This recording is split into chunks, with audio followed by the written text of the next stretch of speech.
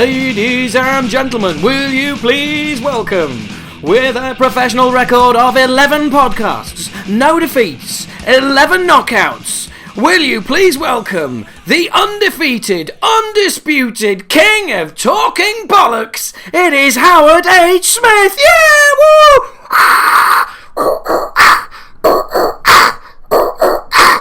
Hello! How's that for a fucking intro? I am so bored of the normal one, it is untrue.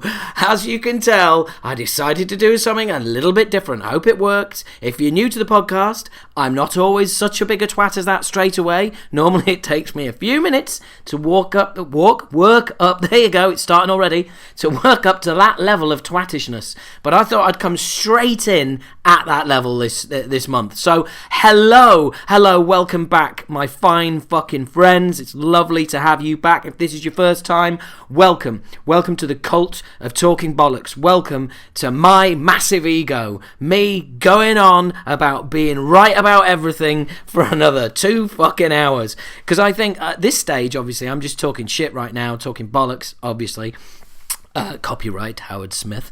I mean, I've got no idea how long the podcast is going to be, but given that we've got 2 interviews, which I think are 40 minutes each, so that takes us up to 80 minutes. I reckon I've got at least 40 minutes of bullshit in me as normal to bore you people to death in between those interviews. So yeah, I reckon this could be another 2-hour episode. Fucking hell. Are you into that, or are you just thinking, Christ, not 2 hours of this shit? Anyway, it's lovely to have you. Welcome. I've got to do this. My ego means I have to do this. Hi, my name's Howard H. Smith. I am your host. I used to sing in UK thrash band Acid Rain. Were they a band? Were they a thing? Was that a thing? Yeah, damn straight. They brought out a compilation this year. As somebody called it, an anthology. Ooh, that sounds almost grown up. So yeah, you can check out Acid Rain. You can check out on Facebook, YouTube.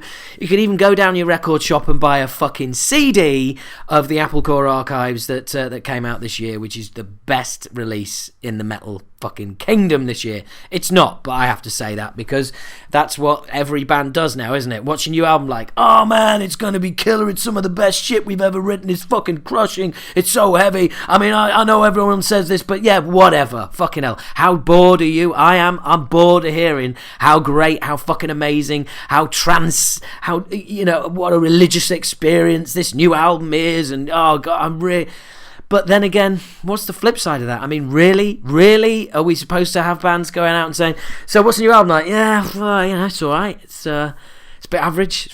I don't like it as much as the last album, got to be honest. I mean, so it's the world we live in, folks. I also, tangent by the way, starting early, tangent fans, you're going to be happy. I also do stand-up comedy. I've been doing that for 15 years. 15 of the last 20 years. I had a 5-year break. So that's what I do. I do a comedy character called Keith Platt. You can find me as Keith Platt on YouTube. You can find Acid Rain on Facebook. Sorry, Keith on Facebook, YouTube, Twitter. Everything's on Facebook and fucking Twitter and YouTube. So just fucking check it out. Including this, Talking Bollocks. You can get us Talking Bollocks with a Z instead of an S on the end. Talking Bollocks on Twitter. The Twitter following is building. It's cool. Some exclusives go out on Twitter, so it's probably worth signing up there, even if you don't give a shit. And Facebook, I'll be posting all the usual links to all the shit that I'm going to talk about today.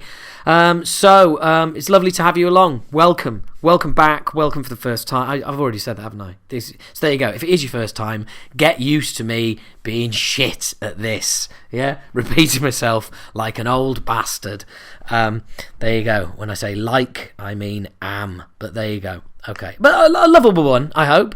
And if not, a massive cunt. There you go. It's always nice. I like to get the swearing out early. Somebody, I did put a message out on Facebook and Twitter thanking all of you for just making this. I just said Twitter, and I hate people who say Twitter, because there are 3 T's in Twitter. Okay. Anyway. For those of you, fucking hell, this sounds like a language school now. What the fuck? Sorry. Anyway, can't remember where I was going. Gone off on a tangent. weed battered memory. Let's press on. This is going to be fun. Strap in. 5 minutes in, and I've already fucked up several times. Brilliant. For those of you wondering, really, why doesn't he edit this out? You obviously haven't heard this before. I suggest you go back and listen to some of the chaos that preceded this. So, anyway, welcome to the November edition. It's lovely to have you along, as always.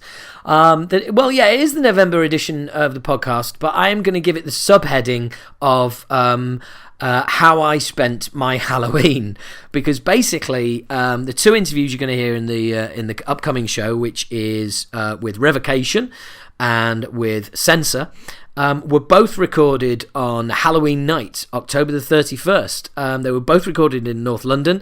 One was recorded at the Forum, Revocation. Then I jumped on the tube, went down to Angel, got out, and then interviewed Censor down there. And just for your fucking delight, right, I did that. Do you know what else? Do you know what I didn't do? I didn't get to see Revocation, whose album I fucking love. No, I didn't get to see them because I was busy heading off on the tube to go and interview Censor for you guys, yeah? It's all for you. It's not for me. It's for you. So anyway, it's for me, innit? And you. It's for us. We're a team. Well, we're not a team. It's kind of like, it's my show. But you're like, you know, you're part of the audience. You're the team. You contribute. And please do. Anyway, sorry, going off on a tangent again. So, that was how I spent my Halloween.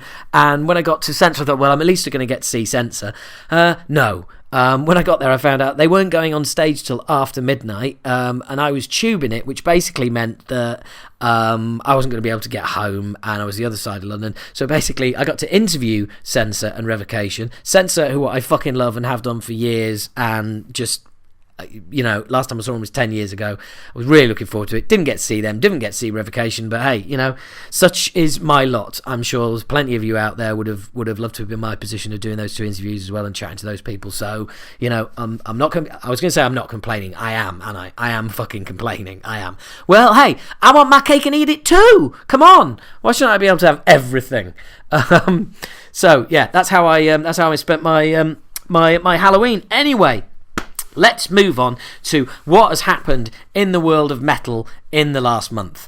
Start out on a slightly a very negative vibe. But I was never a fan. But Wayne Static passed away, and we don't know why. But it's certainly worth mentioning. I know a lot of friends of mine who are well into Static X and all that, and yeah, it's a very sad story. It's always sad when somebody passes away, unless of course it's one of Kiss, in which case I would do a fucking dance.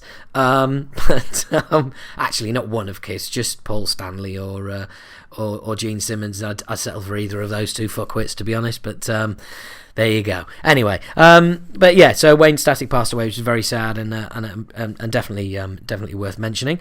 Also worth mentioning is Phil Rudd apparently having fucking dropped his shopping entirely. That's an expression which means lost it, by the way. Yeah, I mean, fucking hell, the cheese slipped off his cracker, didn't it? Christ, trying to procure a murder? Fucking really? I mean, obviously that has been that charge has been dropped now, but I mean, fucking the fact that it was even raised is just insane. As it turns out, it's just a bit of weed and a bit of meth that he's into now. So it's weird, isn't it? I don't know about anyone else, but when I saw that story, I was just kind of like, wow, that is to have been in rock and roll for so long as he has for all those years, and then, like, you know, in your 60s crack and go, fuck it, give me the meth, give me the pipe, give me the fucking pipe. You know, really, Grandad? Now you're going to choose now to start doing meth? You fucking mental. That's what you are. I mean, seriously, you've got, the guy is a pensionable age. Seriously, how many grandfathers are out there going, right, fuck it, I'm going to try meth. Yeah, let's do it. No, but anyway, look, it's going to be an interesting story to see how that pans out. Anyway, so moving on. I didn't get much music in, or at least talking about different stuff, different albums on the last podcast, and a few of you pointed that out. And so we're going to start off with some releases that have come out in the last month, or might have just come out before last month's podcast. And anyway, here we go.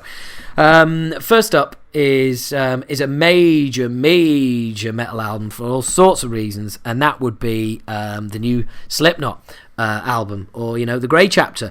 Now, there's been some really good reviews for this album. There's been some really slating of it, and all about the rock. Definitely, Matt gave it a good kick in. And I know Craig's not a fan either. And I've got to say, I am. Yeah, like to keep you guessing there. I am. I've got. I just kept coming back to it. I've bought the CD because that's what I do, as you know.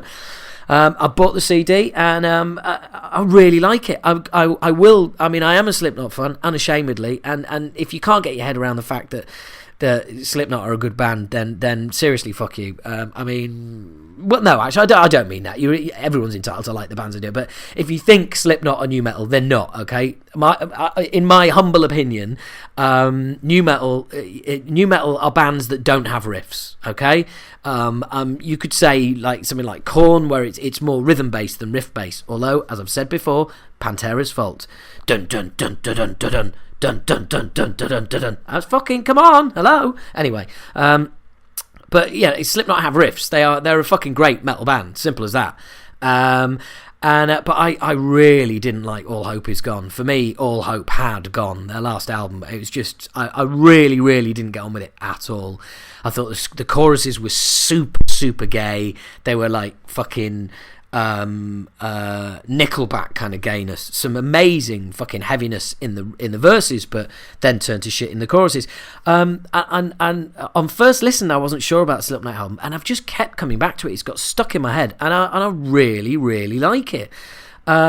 With some caveats, I have to say, Joey, you gotta love the guy. Joey Jordison, former drummer, great drummer. I think they do miss him. And the new guy is good. Yeah, he's good, but he's good, but he's not Joey. And one thing's for sure, Joey would not have signed off on that fucking drum sound. Jesus Christ. There's a song on the album called Goodbye, which I don't know. I wonder if that's about Paul Gray. I mean, quite a lot of the album is. And I know some people have been put off by some of the sort of, fairly reverential, there's no one like him, he's gone kind of stuff. But anyway, a song on the album called Goodbye. And when the drums come in, it sounds like somebody's just kicked a load of soggy cardboard boxes down the stairs, or someone's like, just fucking pissing on a cardboard box. It is that poor. I have to say, it's that poor, and I'm quite surprised that they've actually gone with that. But hey ho. So yeah, enjoyed it, Slipknot fans. If you're out there, let us know what you think, and I'll completely ignore what you have to say. I liked it, and I would also like to point out that Paul Gray is not dead. Because this month, Paul Gray posted on the Talking Bollocks Facebook page. So neat trick for a dead guy. Either that, or it's possibly not that Paul Gray. But leave me to my childish ways. So another big album, Machine Head. That's come out, and I've picked the CD up of that as well, and I really like it. It always amuses me that, again, as I was talking earlier about, ways of selling albums, and we've heard all sorts of stuff about this new Machine Head album. I mean, as far as I'm concerned, as long as it's not The Blackening, it's fine. I fucking hated The Blackening. I think it's their worst album, along with The Burning Red. Liked everything else they've ever done, but that just did not fucking work for me at all. Actually, just hang on a second here, folks. I'm just gonna raise the mic there. Might have been a little bit of a click there, but never mind. I apologise to your ears for that. Really liking it. It's heavy, it's rocking. It's Machine Head, essentially. If you don't like Machine Head, this isn't going to win you over. If you do like Machine Head, you're going to like it. If you're not bothered about Machine Head, you probably won't be bothered about this album. But it's got all the Machine Head stuff you want. Has it got a rubbish overlong ballad? Check. Rob Flynn sounding like he's about to burst into tears of rage on every song? Check. Good and awful lyrics in equal measure? Check. It is all there. All the ingredients of a a Machine Head album. So look, I even like Supercharger. So if you're into Machine Head, you'll probably like the new album. Next up, it's a little bit of a tip. One of Howard's little tips for you. I actually picked this up. I pissed this up. No, I didn't. I picked this up as a tip off Kev, former Acid Rain guitarist and former guitarist, and he posted a link on Facebook page. I really liked it. It's really not my normal kind of thing. It's not thrash. It's a little bit kind of like Audio Slave meets traditional rock. The band is called Monster Truck, and I mean, Jesus, a shit name for a band or what? But they're called Monster Truck. You may as well call your band Transformers. It's fucking Monster Truck and their album Heavy Metalatron. Watch as the band turn from a band into a huge heavy metal lorry and perform tunes and then transform into a pile of shit. I don't know. Tangent. So anyway, give it a whirl. First track on the album is an absolute fucking monster. I haven't got the CD in front of me. I can't remember the name. But yeah, YouTube Monster Truck and check it out. Some of you, I'm guaranteed, some of you will listen to it and go, fucking hell, this is really cool, because there is some monster riffs on there. But it is quite old school and shit. So there you go. Next album up, At the Gates. I've got to be honest, I'm going to say meh. But I really haven't listened to it that much, and I kind of, it's not that I wasn't a fan of At the Gates back in the day; they just passed me by. So I'll give that a few listens and pass opinion fully on it another time. And the same goes for the oh fucking hell, what's his name? Oh Christ. Ziltoid and all that shit. And the funny thing is, I know as some of you know are like fucking shouting as you're walking down the street or fucking driving or banging your girlfriend or wanking or whatever you do when you listen to this, and you're screaming going, oh for fuck's sake Howard, it's what's his name? For some reason I want to say Dweezil Zappa. It's not Dweezil Zappa. Come on, what's his fucking name? Strapping young lad, was in Steve Vai's band. What's his fucking name? I'm going to have to look it up on my phone here. Devin, that's it. Devin Townsend. After all that, not really listened to the two albums yet. Sorry guys, that was shit. So yeah, I again, I haven't checked it out. I'm very much a kind of take him or leave him, which is weird because I know you're supposed to either, want to fucking kiss his balls or hate him. I am very much in between. In between, really. I only want to kiss one of his balls, and I hate the other ball. I'm not quite sure what in between actually works out there, but anyway, look, I'm jibber jabbering about an album that I haven't listened to enough to really give an opinion. So let's move on. Any of you shouted bollocks at a gig yet? Have we shouted bollocks? Have we shouted bollocks back? Have we shouted talking bollocks? I'm presuming not, because no one's said they have, but I am going to keep fucking banging on about that until one of you fucking cunts does it. Come on! Jesus Christ, what do I have to do? Get out there and do it myself? I was fucking really tempted to do it the other night. Funnily enough, I thought I was going to give it a whirl at Revocation or Censor. Of course, didn't end up seeing either band, so... but that would be shit, wouldn't it? If you were at a gig and you heard somebody do it, and then you messaged me in and said, "Oh yeah, I fucking did it at the show tonight." And you're like, "Yeah, I know, I was there. It was me. I was the other guy shouting bollocks." Embarrassing, really. Anyway, right, just totally off topic here. Well, actually, maybe on topic because it's about me. Isn't everything? I've been. Look, I don't want to sound like a hypochondriac because I'm not. And okay, so I recently had a cold. Ooh, terrible. And then had my hernia up. But I've been diagnosed with a condition. It's called TMJ, right? Which is basically temporomandibular jaw. And make your own fucking jokes. Yeah, basically, it's I've got an issue with the right side of my jaw, which means it keeps slightly dislocating when I eat. Yes, that is as painful as it sounds. basically I have to really watch. I have to watch how I eat. I can't have anything that I can chew too much, and I've got to go see a specialist about it. And so insert you talk too much, you shout too much, joke in here, because that's basically it. But one of the things I'm not allowed to do is sing, believe it or not. So no trouble there, of course. Again, and fill in your own jokes there, you bastards. But seriously, thanks for tuning in, kids. So what else? We're on Audio Boom, the Audio Boom the Audio Boom website. That's www.audioboom.com. If you know anybody who's on Android who hasn't got a decent podcast app, it's a really cool app. There's fucking shitloads of really, really, really cool stuff on there.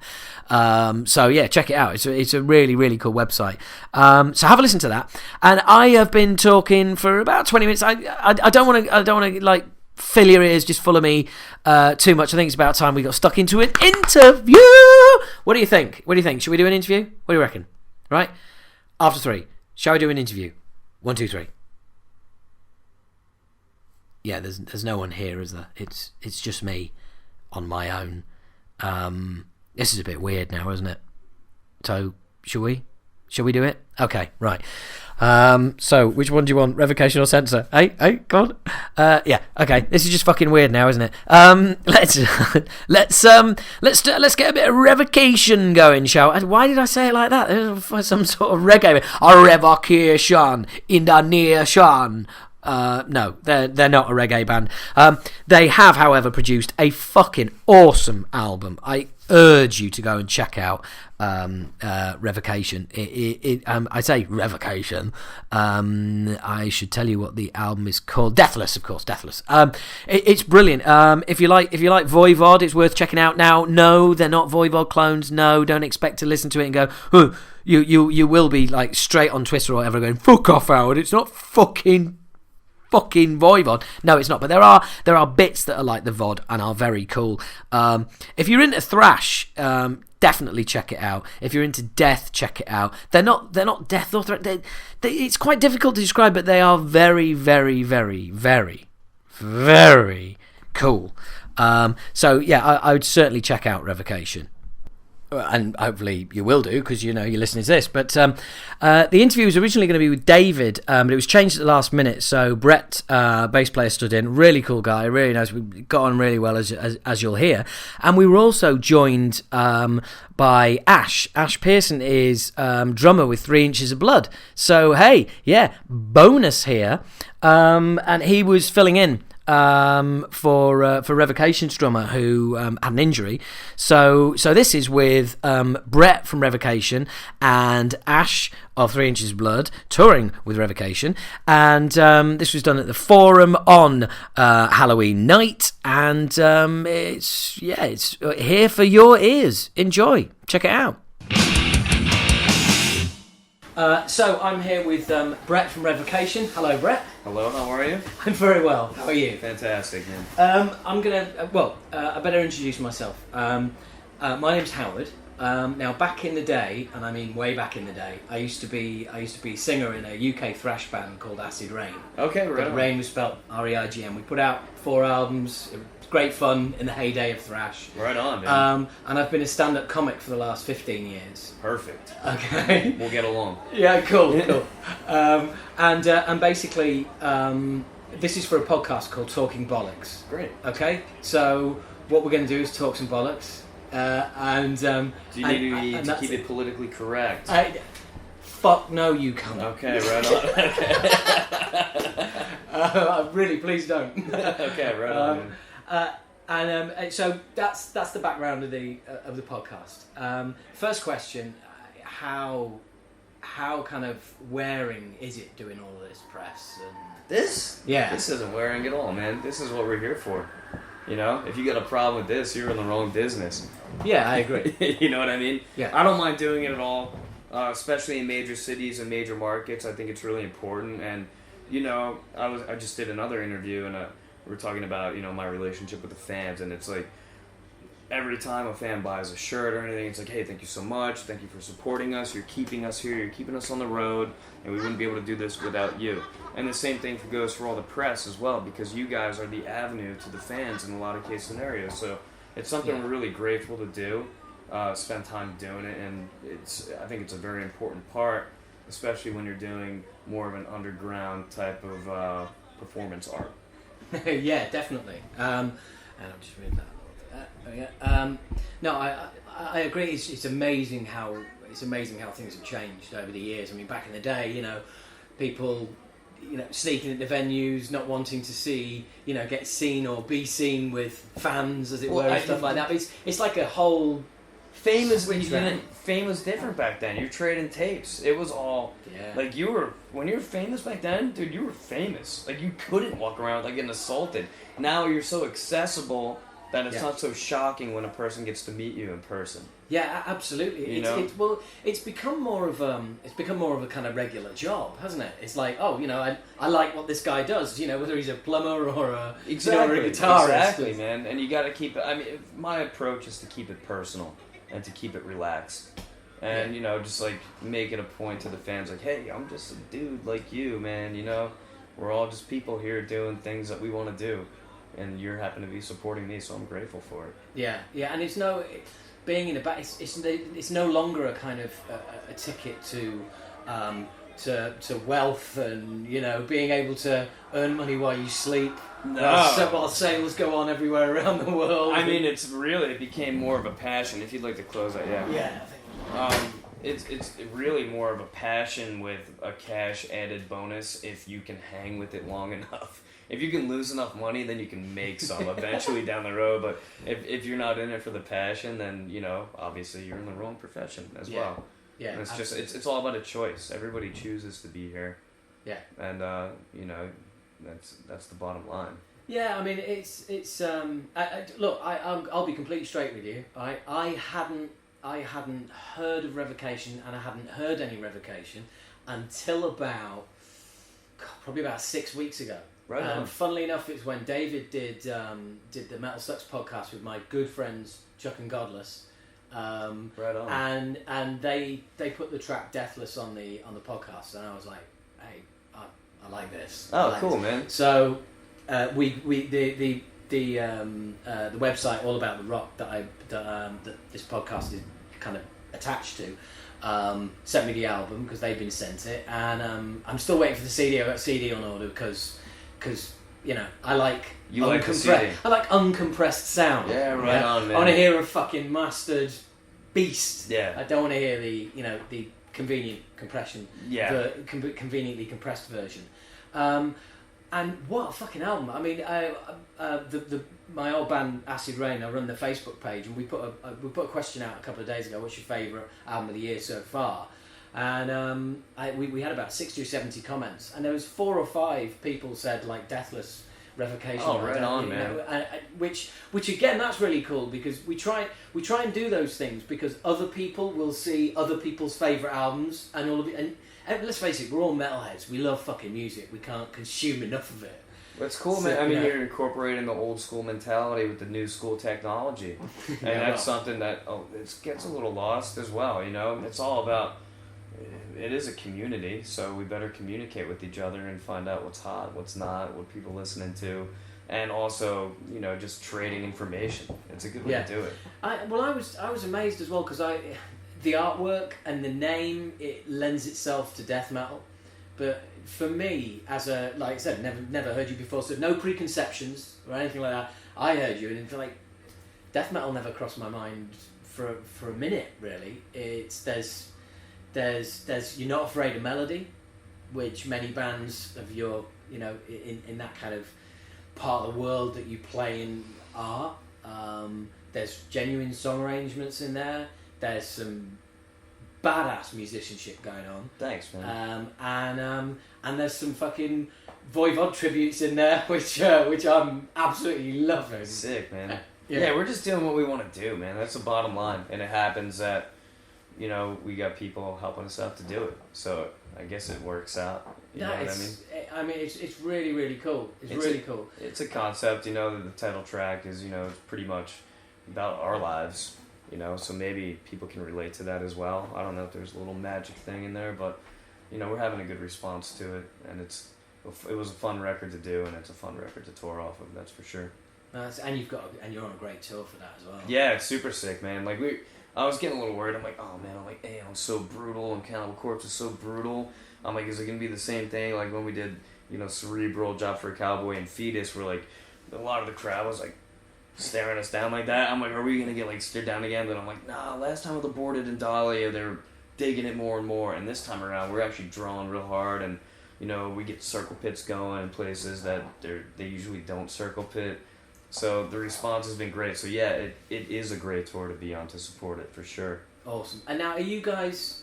Is this your first time in the UK? No, I've been here a few times before. Right. Okay. So this is my first time at this particular club, which is cool. We did Underworld and I believe Sound Academy last 2 times I was here. Right. But yeah, I love the UK, man. You know, first time around, the UK crowd was a little cold to us. You know, last time. Last time around, it got better, and you know, tonight we're actually anticipating a pretty wild night because, hey, it's Halloween, everyone's ready to rip. Cannibal Corpse, you know, Aeon and Revocation. It's gonna be a sick show. But this is the venue to do it in as well. The Forum is like, as you've seen, because you no doubt soundcheck. You've got it's just like no seats. It's a real old school venue. Yeah, totally. And our best accommodations I've had in the UK. I'll tell you that right now. So thank you to the folks over at the Forum for taking care of us. Oh, that's awesome. For sure, yeah. Oh, good. But it is. I mean, this is the place to ply your trade if you're like a proper hardcore metal band. Oh, cool, man. And I mean, I've seen Cannibal Corpse here a few times. And yeah, it always kicks off. They pack it out. Yeah. Sick. Yeah. And well, I mean, it was not even 6 o'clock when I got here. The queue is halfway around the block. Oh shit, and really? And everybody, it's a fucking freak show. Are they really? Oh yeah, I'm down. Yeah, it's gonna get wild tonight. It's gonna get weird tonight, I guarantee. Yeah, there's a guy out there wearing a Blaine mask, you know, from The Dark Knight Rises. I'm not familiar. Right, okay. Well, there's a character now called Blaine who's like Batman's villain in it, and he just wears this horrendous mask. I am familiar. Sorry, the accent threw me off. Oh, right. My bad, dog. My bad. Oh, no, it's okay. I'm not a movie buff, which is the funny thing. I can probably count on, you know, by 2 hands how many movies I've seen, but I did actually go see that in the theater, strangely enough. Right, okay. I enjoyed it. Yeah. Well, so basically, Blaine, You got one guy out there dressed... What the fuck is that guy saying? Yeah, I can't do the impersonation. Yeah, I can't wait to see what people are dressed up as. I saw a couple folks out there pretty geared up early in the day, just waiting. I was like, damn, you guys are hardcore, you know? Yeah, there's a few Jack Skellingtons out there. Okay. You know, there's a few, not many sexy nurses, I'm afraid. Right. It would appear that is not the market that you're particularly appealing to. Wow. But that's no big surprise. You'll be ready for a surprise from this guy, I'll tell you that. Yeah, and who are you, sir? I'm Ash. Hello, Ash. Yeah, nice to meet you. Nice to meet you. I'm Howard. Hi. Yeah, Ash is helping us out on drums on this tour. I don't know if you're familiar with his band 3 Inches of Blood, but I'm very familiar. Yeah, he plays drums in that band, but he's a really good friend and he's helping us out, and we're having a blast with him. So. Oh, cool. Super sick dude. Sit in if you want. Yeah, chat. We're just talking shit here. Oh, okay. Are you recording? We are recording. Yeah. It's our podcast. It's easy going. Oh, cool. Yeah, exactly. It's like, and the whole point is, I always tell everybody, we don't edit anything we do, so everything that, you know, from the minute go, everything stays in. So that usually, the idea is that people get a feeling what it's like when, you know, people come, people go. Well, it's real. You know, it's better than reading edited print. You know what I mean? You get a live experience for sure. Oh, and let's face it as well, so much is just edited to death. Yeah. Like now, you know, there's it's just nice to get something out there that's like, you know, quite raw. How did you guys hook up? You've known each other for years, and Tinder was I guess we both swiped, you know? Yeah. No. Yeah, left, right, left, right. Oh, yeah, I've got fucking arthritis in my thumb, I think. I haven't gotten the app yet. It's the first time I've been single touring in a while too. So. And that's where you look up other women or guys who are down for the same action, and then they'll have like a picture of themselves. I think that's how it goes. You can be like, yo, what's up? I think you swipe it a certain way, and they approve it or deny it, and then they hit you up, and then you bang. Okay, look, all right, come on. Now let me. Yeah, it's basically you swipe. If you swipe left, it's no, and if you swipe right, it's yes. Right You on. get a picture. It's linked to your Facebook account, and you look at it. You picture, and you think, okay. And if you click the picture, you get a little bit of profile. Sometimes you don't get any profile. Mm-hmm. Mostly you get profile saying, I'm really not on here for one night hookups, which is incredibly disappointing because that's why you buy the fucking app. Yeah, I guess. Right? How you think the people are really deceptive? Like they do that photo trick where they put the banging ass photo in there, and then you get there and it's like not as banging as you thought it was gonna be. Yeah, I especially think it's that way for a lot of, well, maybe for both sexes, I Yeah, guess. both. I mean, Yeah. it's a trick that can work Yeah. for anyone. It's- So it's Well, true. there's nothing worse. There's nothing worse than agreeing to meet somebody and they show up and you think, yeah, that picture was of you, but quite clearly not this fucking decade. yeah, that's a little. I think it was being deceptive. That's rough. Well, that's life now, unfortunately. But yeah, so we met not through Tinder. Not through actually. Tinder, yeah. Not through metal Tinder. Oh, I've been doing a lot of talking. Bands on Tinder. I'm sure they'd like to hear a different voice, so fire it away. Sure. Well, the first time I met Brett. Hey, did you come in here not long ago all dressed up? That wasn't him. No. Then, right, okay, there's not many moustaches you see like that. You know, and I'm Yeah. thinking, that guy had a moustache and is this Yeah. fucking, are they Yeah. fucking with me? No, it was this dude Tony Clifton. We know. Yeah, he's still out there walking around terrorizing people. I just saw him. What's he? He's a lounge singer. Yeah. Just rolls around, you know. Oh, I think he's gonna be. Is he gonna be doing an intro today? Yeah, well, yeah, I think he. I mean, he was yelling a lot in the hallway. It was kind of.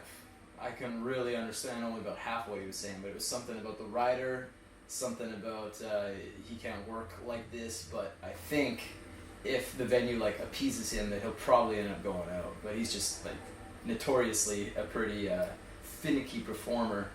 But he was really big in the jazz lounge days back in Vegas in the late '80s. What's he doing out here tonight? I don't know.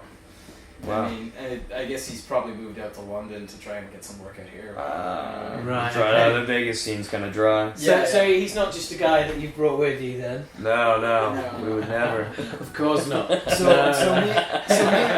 So me and Brett, yeah, I mean, just basically our bands toured together. Like that's kind of just like the short story. You know what I mean? Yeah. Like 3 Inches of Blood and Revocation were on a tour together. Was the first one Death Angel or was? No, the first one was Goat Whore and the 3 Inches Uh-huh. deal. And then, Ramming Speed. Yeah, they had Yeah, right. Revo and Ramming Speed. That's right. So we've had a good, like, I don't know, I mean, at least a good month and a half of touring together. So we got to know each other, like, just on an interpersonal level, which is, like, probably first and foremost. And then, you know, they needed a guy, Phil hurt his arm or whatever. So, yeah, we were just talking one day and it was kind of like, oh yeah, what are you doing? Because we still need a drummer for this, like, Yeah, well, I was- you know. You and I were talking about doing your podcast, Yeah. you know, and I was driving. Oh, you've got a podcast as well? Yeah, I just... Fuck your podcast! Yeah, that ain't nice, bro. Play nice, guys. Don't listen to his podcast, right? Yeah, Just don't- it's pretty terrible. It's, No, seriously. Do you want to do it? Do you want to do like a an advert for your podcast? Because these guys love podcasts. Oh, really? Yeah. Well, I mean, it's gonna be out on iTunes, I guess, next month. I got about 4 people on there. I got Zach from Goat Whore. I got Brett on there, and then two Canadian buddies of mine who are just like a little more underground people, I guess. But They're little people. yeah, they're little people. They live And it's underground. nice to see that. It's nice to see the little people being taken care of. Yeah. Especially ones that Yeah. live underground. Yeah, damn straight. Well, doesn't everyone live underground in Canada? It depends. Right. Okay. Yeah, I was thinking of calling it the Ash Grinder Podcast because I used to play in a band called Angel Grinder, and that was like my nickname. And then, Right. Okay. And we were talking about Tinder. I heard there is You one are named Grindr. you are aware that there is an app called for Grindr? gays. Yes. Yeah. Yeah. That's just totally ruined the name. Yeah. So anyway, Ash Grinder. Hey, man. I think it's appropriate. Yeah, we'll see. Okay. So when you hoping to have that out by? Next month.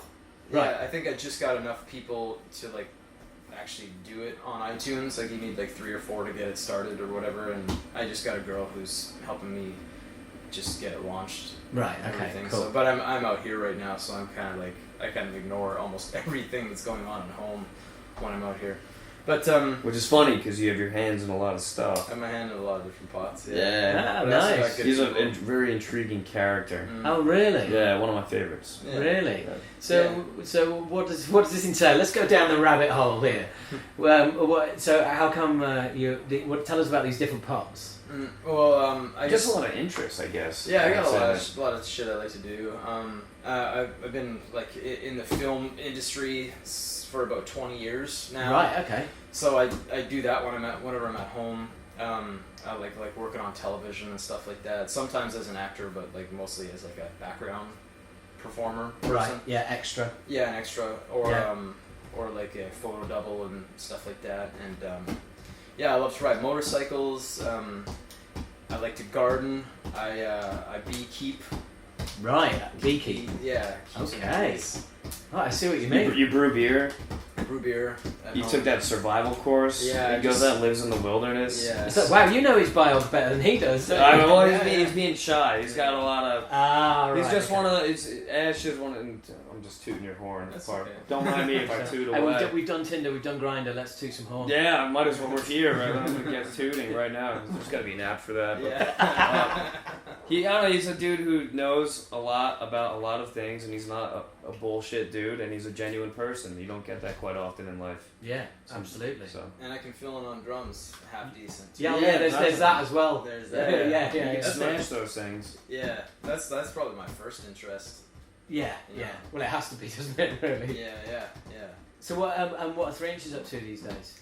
We took a year off because we've been going for like almost 15 years Yeah. as a band. Like I've been in it for about 8, but we've been going hard every single year since I joined, and then them long before me. So I think I saw 3 inches probably about a decade ago. Yeah. Supporting Slayer at the Astoria, and the Astoria is like fucking rubble now. So Oh wow. yeah, I think that's when they were playing Rain and Blood all the way through. I think Wow. 3 inches we support if, on If that. that was the case, it would have been. You before can my see time. 3 inches right now. Show him. Yeah. About that. I'd really rather not. Well, the options there if you do care. I mean, your viewers can't see. Yeah, if only they could view this. Yeah, You know, yeah. We'll make this a scratch and sniff interview. Well, look, definitely let me know when the podcast's coming out, and I'll give you a shout out, and we'll let you know when this is getting posted, because this is going to be November's issue, so this will be coming out in a couple of weeks. Right on. But so how long does this whole tour go? Are you, and you It's know, 41 shows. It'd be about 6 weeks. Yeah. Mhm. And we had just Wow. been on tour for a month prior, and we're gonna be on tour for a month right after. So we've just been like grinding. Happy Christmas. Yeah, it's cool, man. You know, I'm gonna jump in my my mother's car and drive a carload of stuff down to her place in Florida as soon as we get home. So I'm gonna continue my own personal tour for about another 2 weeks. Wow. But look, ultimately, it's hey, you'd be miserable sat at home going, "Where are the fucking tours? We just put out an album." Yeah. And this is what it's all about, isn't it? Yeah, that's home to me is when I'm not at home. Yeah. You know, it just feels right.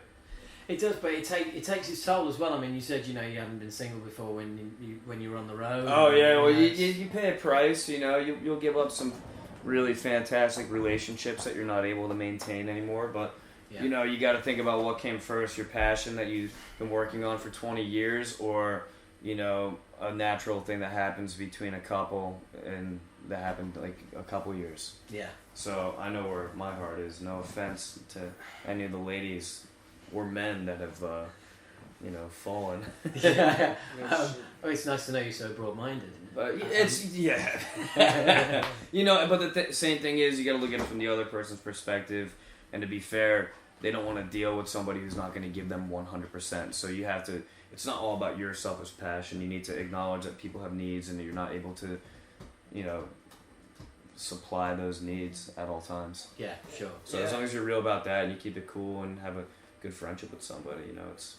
Well, like you said, it's what came first, and they kind of they know the score when they sign up. Yeah, well, it's like they have something too, like what comes first to them, and that's everlasting love and somebody who's going to be around all the time. So it's. Which is not you. Yeah, it's just I guess not me, This is You know, it's a tough business, man. It's gonna take a very special woman, or a bunch of average ones.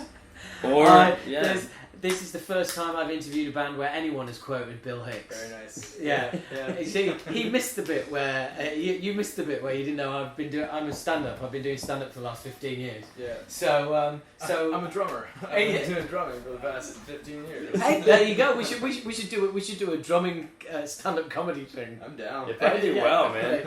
Yeah, just like complete thrash drums with just shouting, feeder and catch lines over the top of it. Yeah, That'd be pretty cool. I love Bill Hicks and I love throwing in that joke, and I'll totally quote him. I won't pretend it was mine, but it's a perfect one for this business. But it's fucking great. Hey, look, I'm 45 and still single, so I'm saying it a lot. There you go. I'm always getting asked about it. But it's a fucking great line. Yeah, Absolutely. Yeah. Did you ever get to see him? No, he died like when I was just a kid. Of course, so, yeah. And he came over to London a bunch of times. He was huge over here. So yeah. did you see him? No, I just missed him. He was. He was. I mean, he did the Dominion. He was really popular over here. Mm-hmm. But it's just one of those things. I mean, it's a bit like sort of Doug Stanhope. He's huge over here. Oh, really? I mean, he sell out the Hammersmith Apollo, Hammersmith Odeon. Yeah. He can sell it. I actually saw him there. It was typical Doug. He walked out on stage, and the first thing he said was, basically, comedy should not be performed in rooms of more than 250 people. And that is why this next hour and a half is going to suck. Yeah. And I think like that's pretty fucking ballsy. Yeah. As your opening line to a sold out 3,500 venue. Now he's the guy who hates people, right? Yeah. And he hates reproduction as well, right? That's right, yeah. I'm a fan of that guy. Yeah. I'm down with that dude. I've seen my roommate shows me a lot of his clips, and like I'm always like not laughing. I'm like, yo, for real, man. Yeah, totally. It's like, why is everyone laughing? This guy's got a really good point. Yeah, that's what I'm saying. Like, yo, it's just not funny. He's being real. Yeah, absolutely. 41 days. That is pretty fucking phenomenal. It's full on. I mean, is that anywhere close to the longest you've been on the road? And how long did you have in between? No, I mean. Apologise for the fucking boring question. No, not at all. This stretch that we're on right now started in September. Right, or August. What the hell is going on? When did we get here? Beginning of October? Yep. We did? Yeah, so October 14th was the first show. Yeah, so I guess we started like late August or early September. We get home in like December 23rd. It's long, man. Yeah, it's cool. I mean, for me, it's perfect, dude. You know? And is there a difference about being in the UK that obviously you go through Europe and English, people speak English, but it's not the first language. So when you get here, is there kind of a little bit of a sense of kind of well, it's you, or is it just that you have so little interaction with the rest of the world? No, man. It doesn't make a great deal. The more of you difference. do it, the more used you get to each culture, and you know what to expect. So it's not a shock. Hey, I'm gonna get this type of English here or no English here. And like really, I look at it like I'm grateful that I'm able to communicate. Yeah. It's like all the countries in Europe spend all this time learning all these languages, and you get a bunch of Americans and Canadians over here who don't speak any other languages really, and you can't talk shit. You got to be grateful, because it's really a luxury for you. Yeah. That these people all work so hard on it. So you just find a way to really appreciate it, no matter how challenging it is. Are you picking up any countries that you haven't done before on this stretch? For me, yes. I don't know about Ash. Yeah, I'm not sure. Poland's new for me on this one. Right. Okay. Yeah. Yeah, I've played most of these countries. That's it on me. Yeah, I've played all these countries at one point or another. Maybe not the towns necessarily, but the countries. Yeah. I'm excited to get. I played a show in Hungary with my old band. I'm excited to get back there. That's a unique place. Sick, right? Yeah, it's cool, man. Yeah. Is it? And you said you played there with your old man? Yeah, I played in a band called East of the Wall for right. a number of years. It was my band, and then I let it go, and vice versa to do Revocation. Oh, cool. Yeah, the guys didn't want to tour as hard, and basically I'm looking to never be home. So. Yeah. So how long have you been with Revocation now then? 2 years. Right. Okay. Yeah, So overtime is 2.5 now, something like that. you've been involved in the whole writing of Deathless. Yeah, totally. Right man. From the get go. Absolutely. And I've known the guy since 2010, so it's like when I got the call in like 2012 or whatever it was, I was like, yeah, no brainer. You guys are awesome, and you like to tour your asses off, and you're sick musicians and the coolest dudes. Like, it's a no brainer. Yeah. So I was grateful for that call. Yeah, I bet. Definitely. So were you between bands at the time, or did you leave? No, I was doing both. You know what I mean? And I think I still could have done both, but I think there was a little bit of hard feelings leaving that band. You know, the guys kind of like felt like I left them and abandoned them, but in the reality, you know, some of the dudes were married and didn't want to, you know, tour as hard. And it's like pretty much like, yo, dudes, if you want to do this, we got to eat shit on the road. Can't have your cake and eat it. Yeah, pretty much. But I'm not saying anything bad about the guys. They're my favorite people on the planet and really hardworking dudes. You know, it's just like the road is not number one for them, and that's kind of what you need to do in order to support a release. But if you're a band now, the road is the number one place you got to be, isn't it? That's where you're going to do your do your business. Exactly. Well said. You know, it's. I mean, it's so strange the music business to lose the number one revenue stream, because it is, you know, to all intents and purposes, lost compared to going back, you know, a decade or even longer. Sure. So for an industry to lose its major revenue stream that would provide at least, you know, 50, 60, 70, 80%, it's just a whole switch round of the way it works, isn't it? I mean, back in the day, you'd be on tour to sell more records. That's where you benefit from being on the road, but you see the real benefit where, you know, you're shifting product. Whereas now it's just like, it's, you know, tonight's the night, isn't it? It's all about tonight. You've got to try and shift shirts. You're not a band anymore. You're a clothing store, man. It's like, get your ass on the ground, mix it with the dirt, dog. You know, you gotta know your stuff. It's not for everybody. It's, you know. Yeah, you gotta change with the times too. You know, that's important. And I mean, ultimately, a band's purpose is to play live. I think like that's one of the main functions. That's what, you know. I mean, making records for sure, making music, yeah, but. You know, I mean, ultimately that's the expression. You know what I mean? Is up there on stage. It's a performance art, man. Yeah, well, I heard a good quote the other day where it said that making an album for a band has gone from being a source of income to a job interview. It's like you make the album, that's the interview. Yeah, now go to work. Yo, for real. Yeah, that gets you in the door making the album. Yeah, that means you can tour, but that's like when the work starts. That's the job. That's really what it's all about. You know, and it helps if you make a killer album, as you have. But ultimately, you're about. You've got to try and make some money while you're on the road. Yeah, and it's funny too, man. It's like I can't imagine like starting at the bottom with no hookups, no name, and building a band right now. Like, yo, you better be fucking good, dude, because it's so competitive and everyone's doing it, and there's like right in that, you know, low and medium grounds, right before you get to being in quote successful. There's so much fucking competition. Just dudes scraping at the wall, trying to get a little higher. You know what I mean? Yeah, it's pretty brutal. Yeah, actually. Yeah, absolutely. I mean, I look at it as an outsider looking in from back in the day when my band was around. I mean, you know, we've talked about reforming and stuff, which is, it's cool when you've got a catalogue that's 20 years old. It means that there is, you know, people are aware of you, and also you get to come back at a certain level. To start out now, no chance. Right? Imagine how crazy that would be. Just like, yo, let's start a band. Yeah. Like, but like not being, you know, you or anything like that. Yeah, like, nobody knows who you are. Yeah. It's, you know, well, like you said, you can use the right word. It's fucking brutal.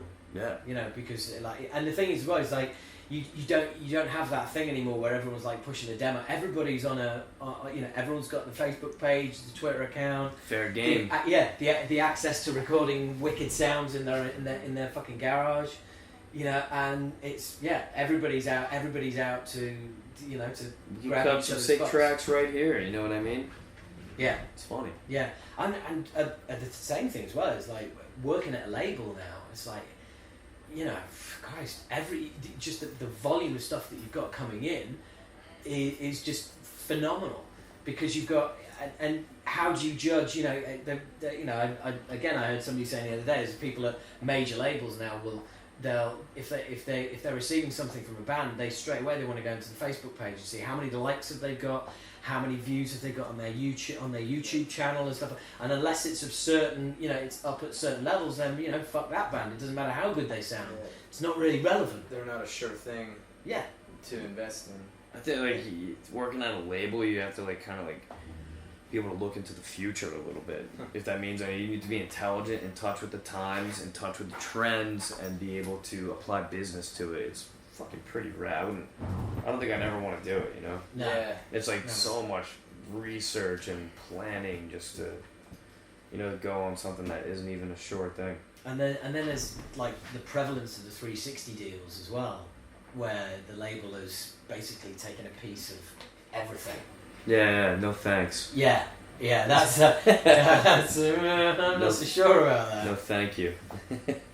But I know a couple of bands where they've been offered deals, but it's the labels. It's a 360. Decent labels, but it's 360. Yo, fuck that. Yeah, absolutely. How's that? Yeah, it's hang on, the tax man he's going to take his slice, and there's not enough to be able to give away anything.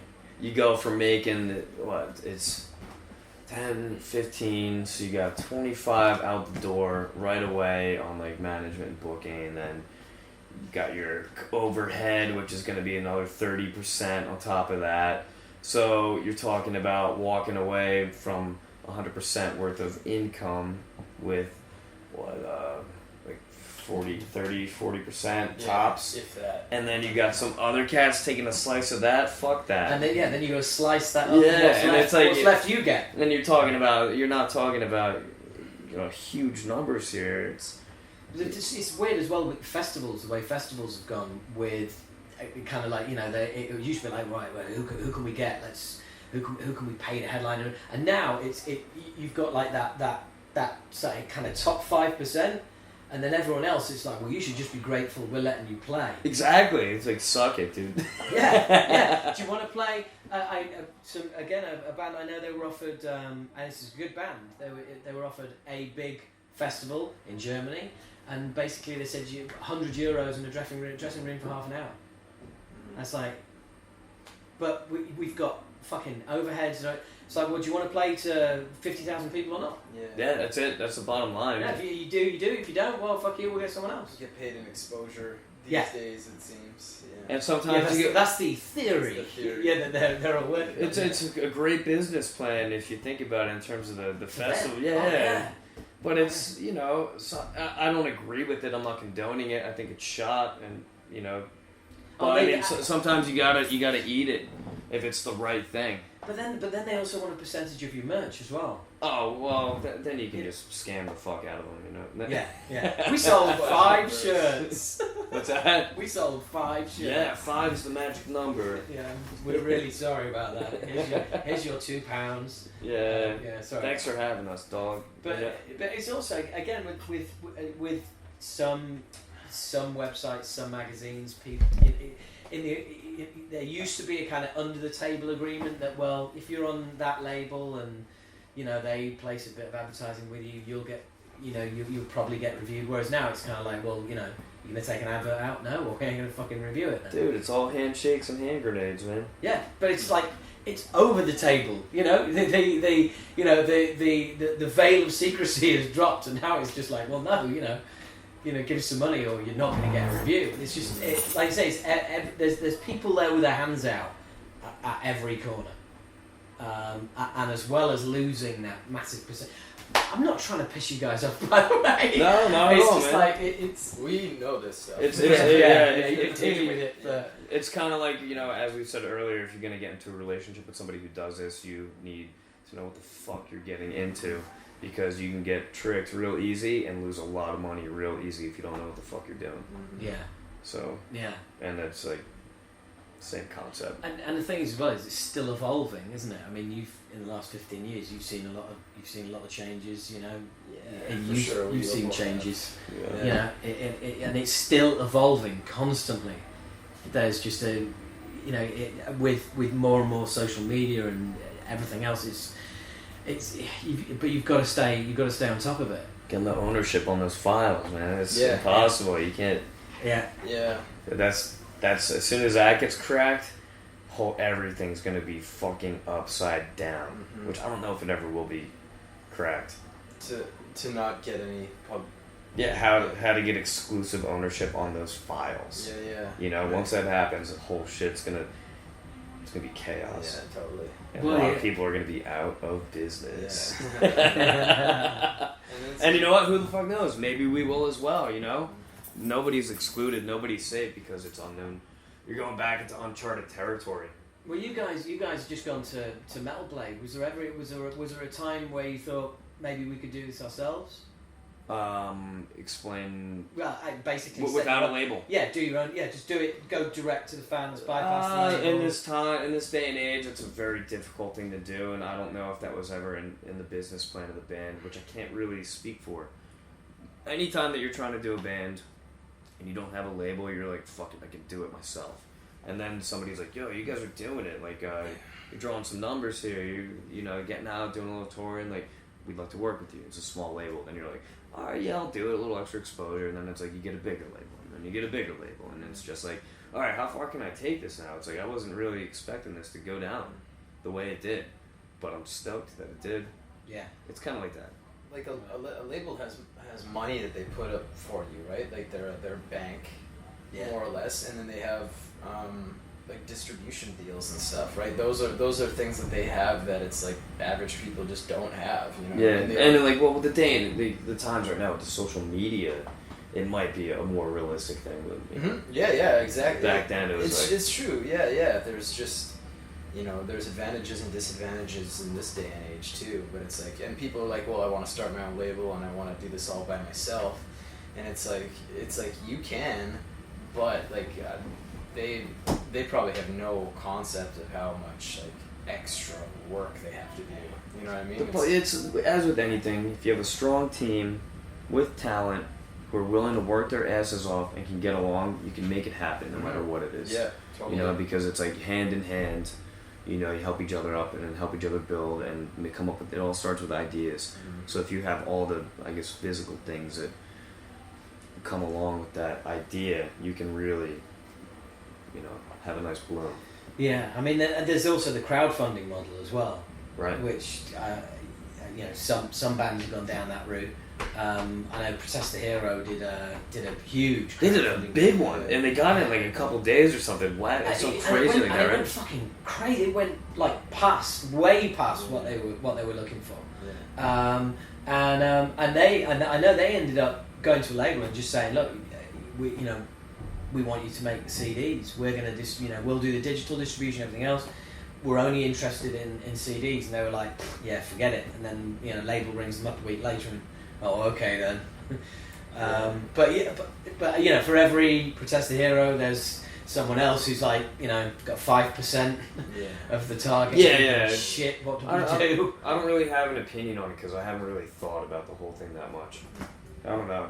What do you think about it? Yeah, I don't want to say anything that is right. Just like blurt out some verbal diarrhea. Yeah, I was pretty much the way I look at it. I'm like, I haven't done it. Yeah.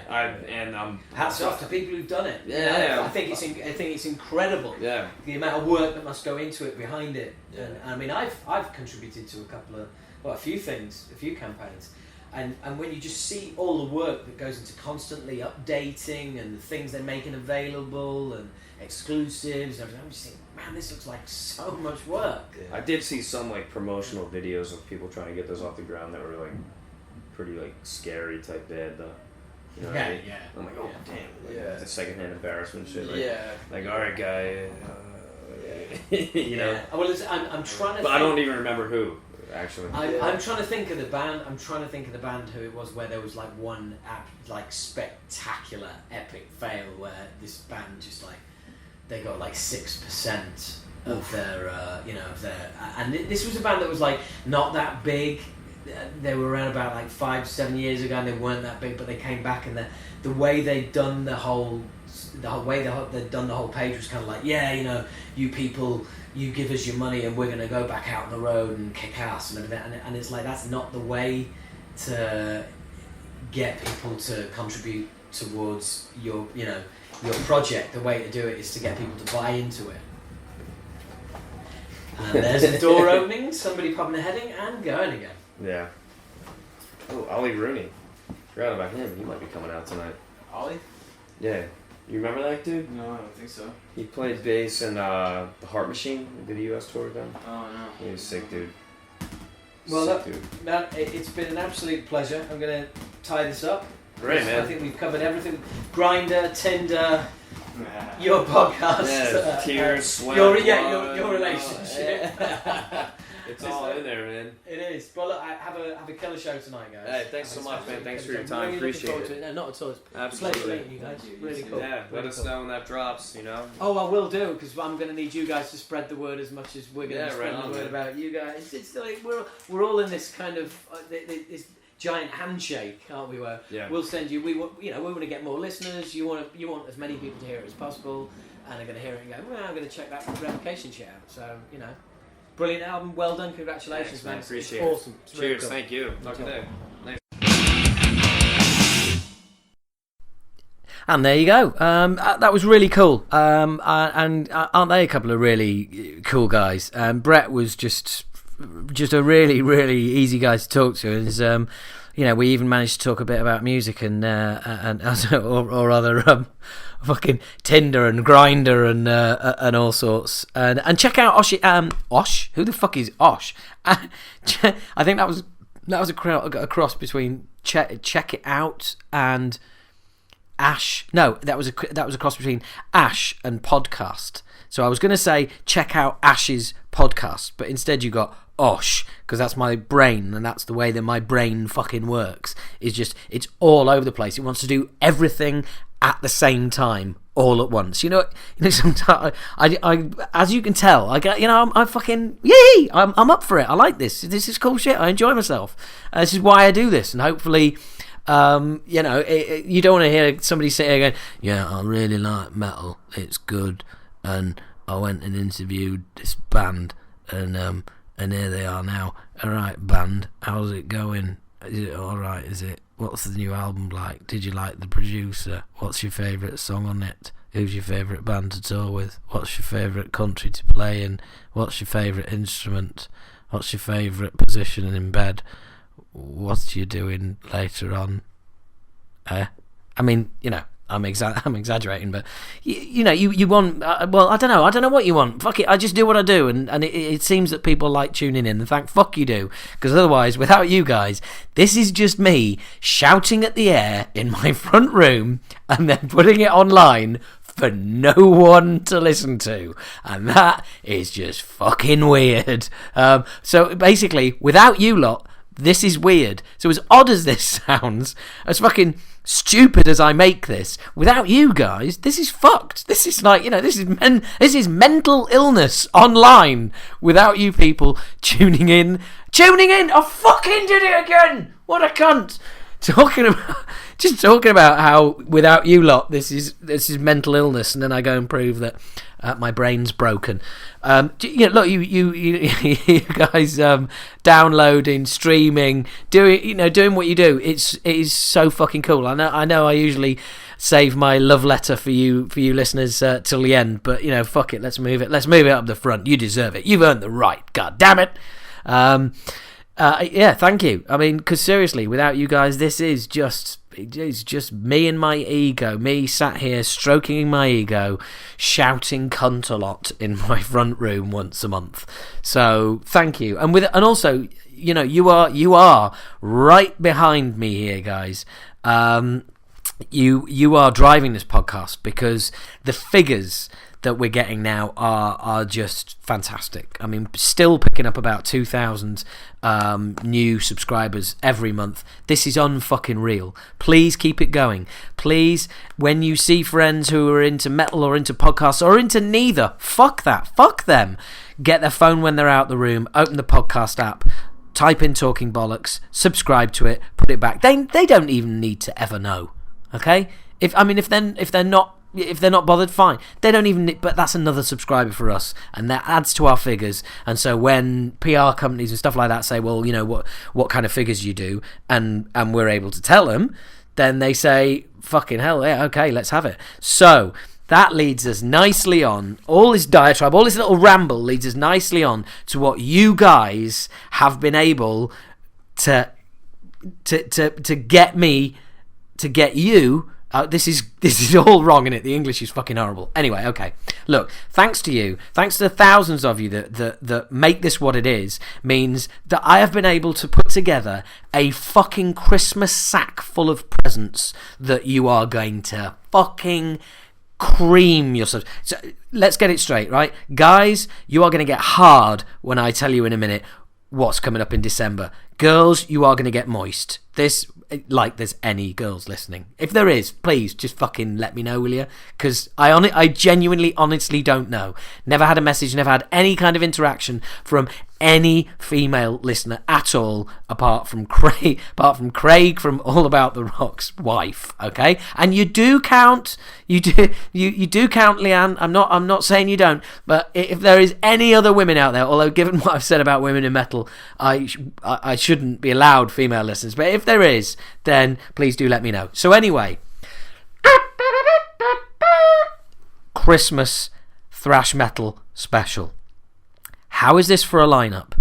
Okay, how is this for a lineup? Imagine this is a gig you're fucking going, right? This is going to take most of December to listen to, mind. But let me just whet your appetite with first up is bass player and vocalist, thrash legend, Schmear of Destruction.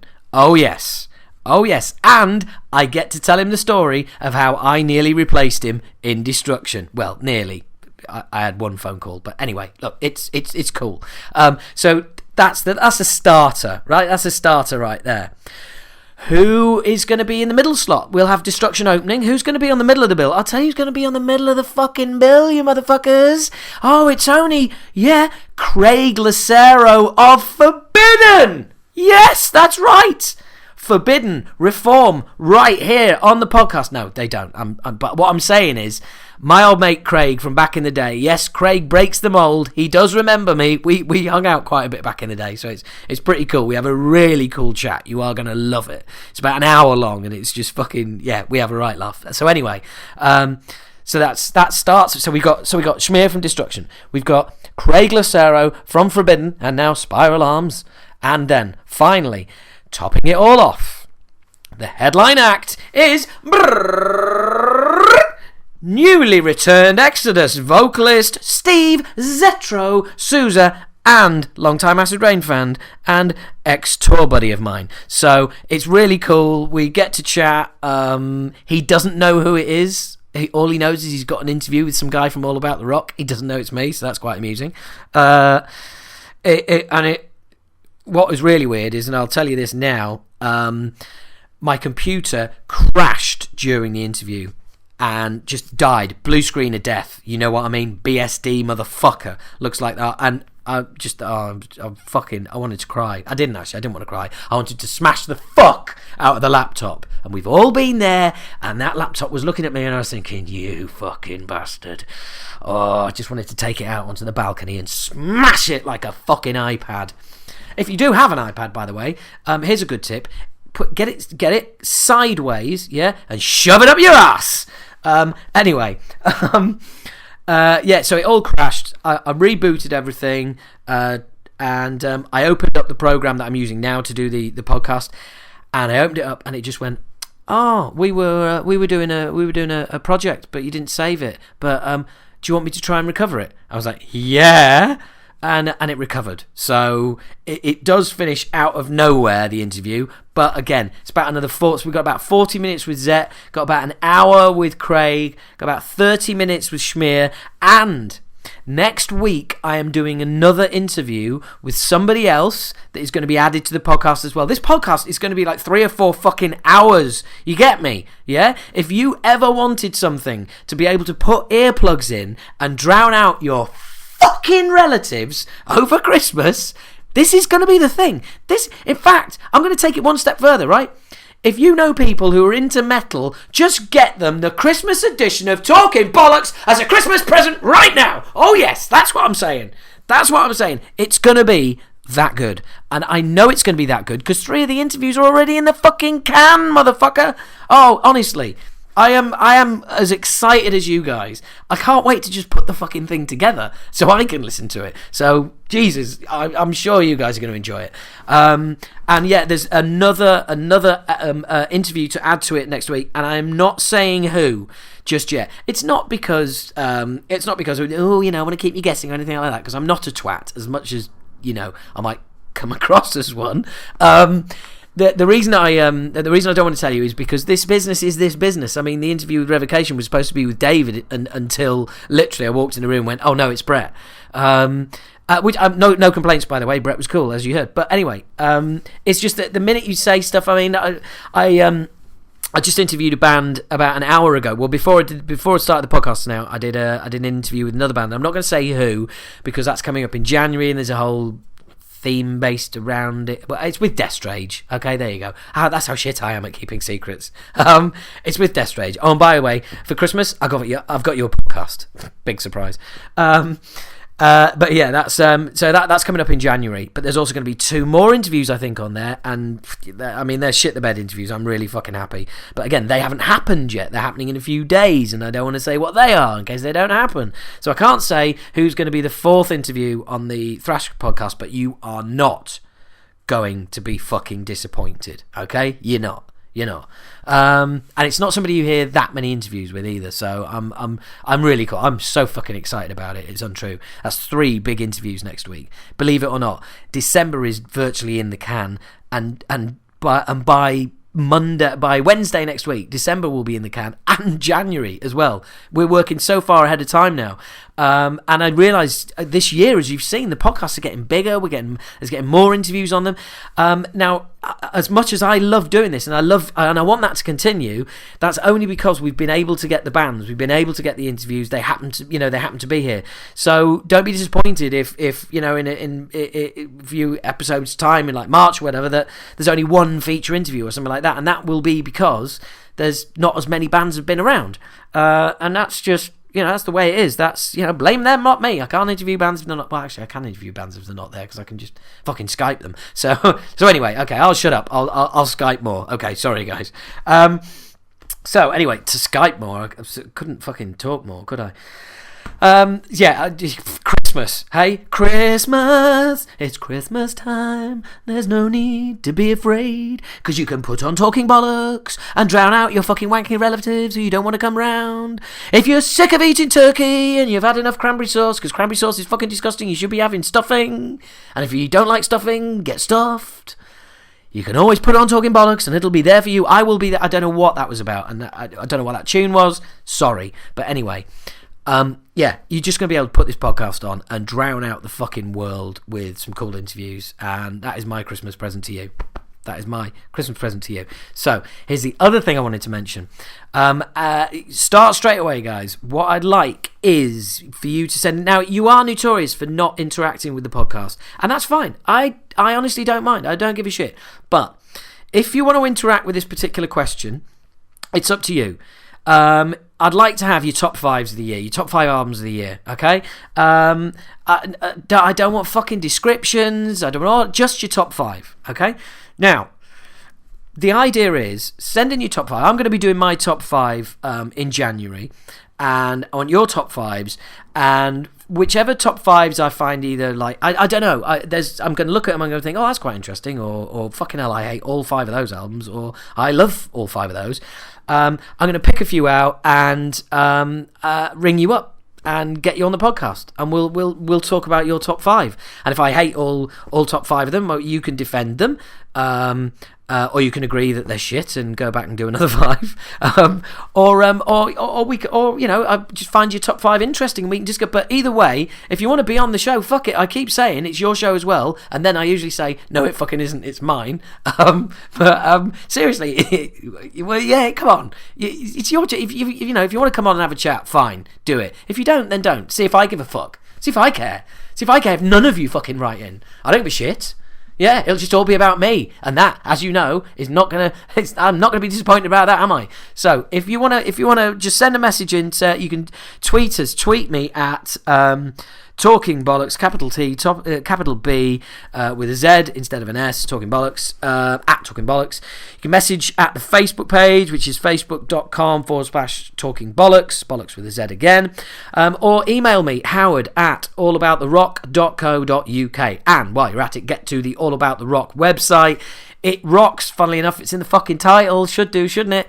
There's some cool shit on there, some very cool writing, some cool reviews, cool interviews, all that stuff. They allow this podcast to happen. Without them, there is no podcast, etc., etc., etc. So check out the website, my friends. Please do.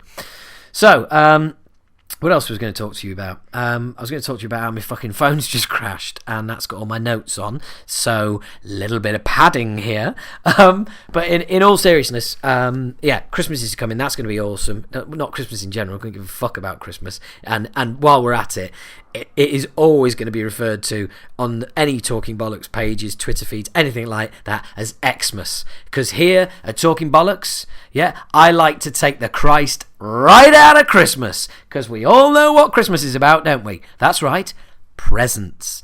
Presents, food, and drinking. That is the real meaning of Christmas. And I think that's perfectly reasonable. There are some weird religious weirdos who seem to think that that's got something to do with it. Yeah, whatever.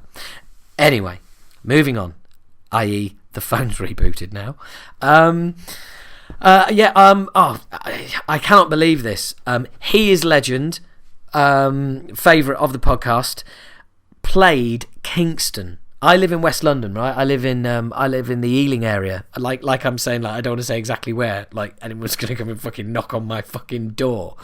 Yeah. Anyway, so I live in the Ealing area, Hanwell actually. Oh fucking hell! Oh, this is totally. I totally forgot to mention this.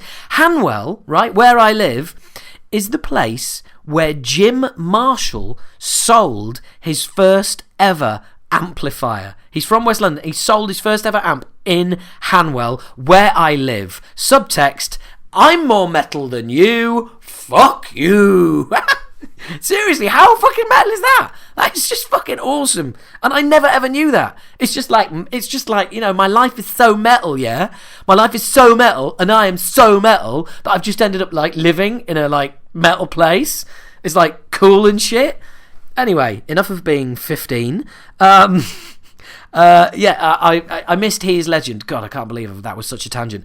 They were playing in Kingston, which is literally like a fucking 15-minute drive.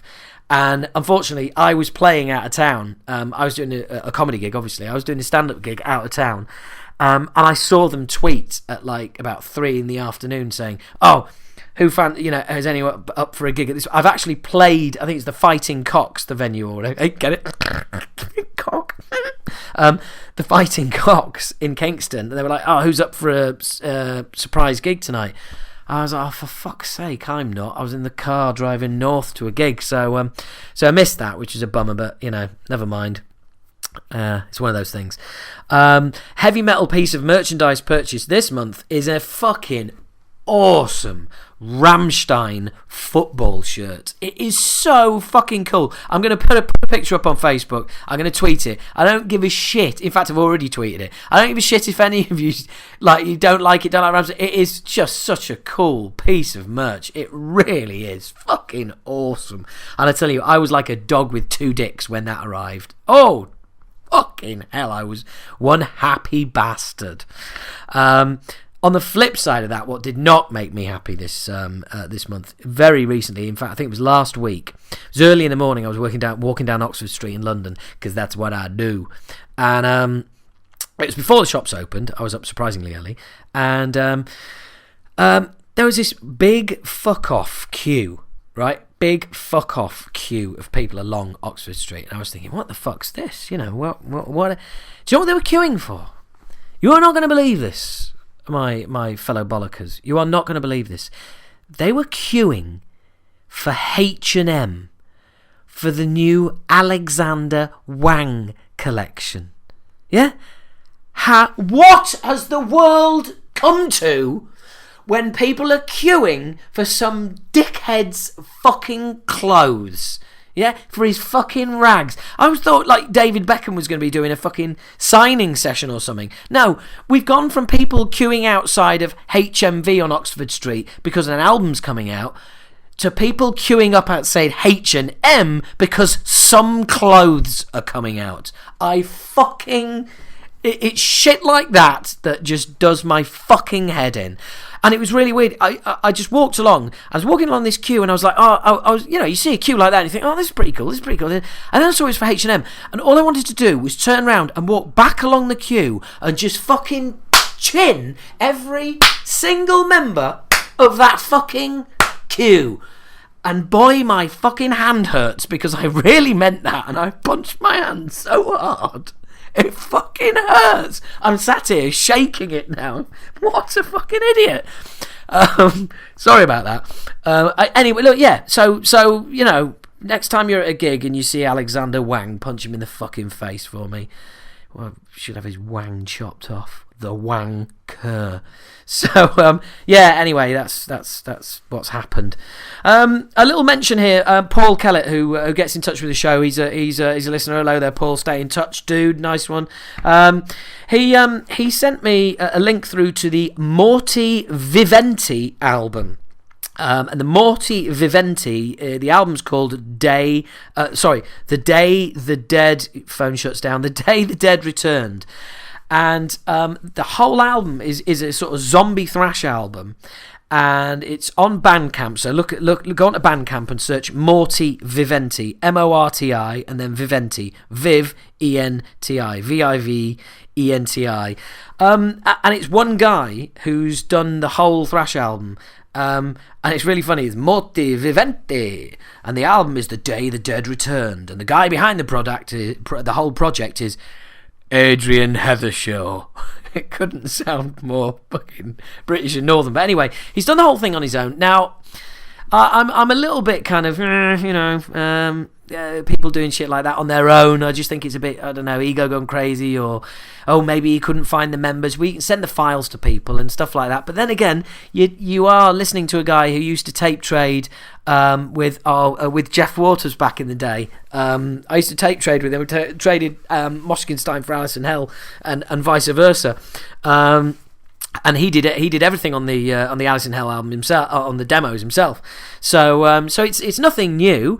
And I programmed drums I can't get away from, but there is definitely a huge amount of talent there. I hope he actually creates a band. I hope Morty Viventi actually turns into a proper band, because otherwise it'd be a bit of a waste.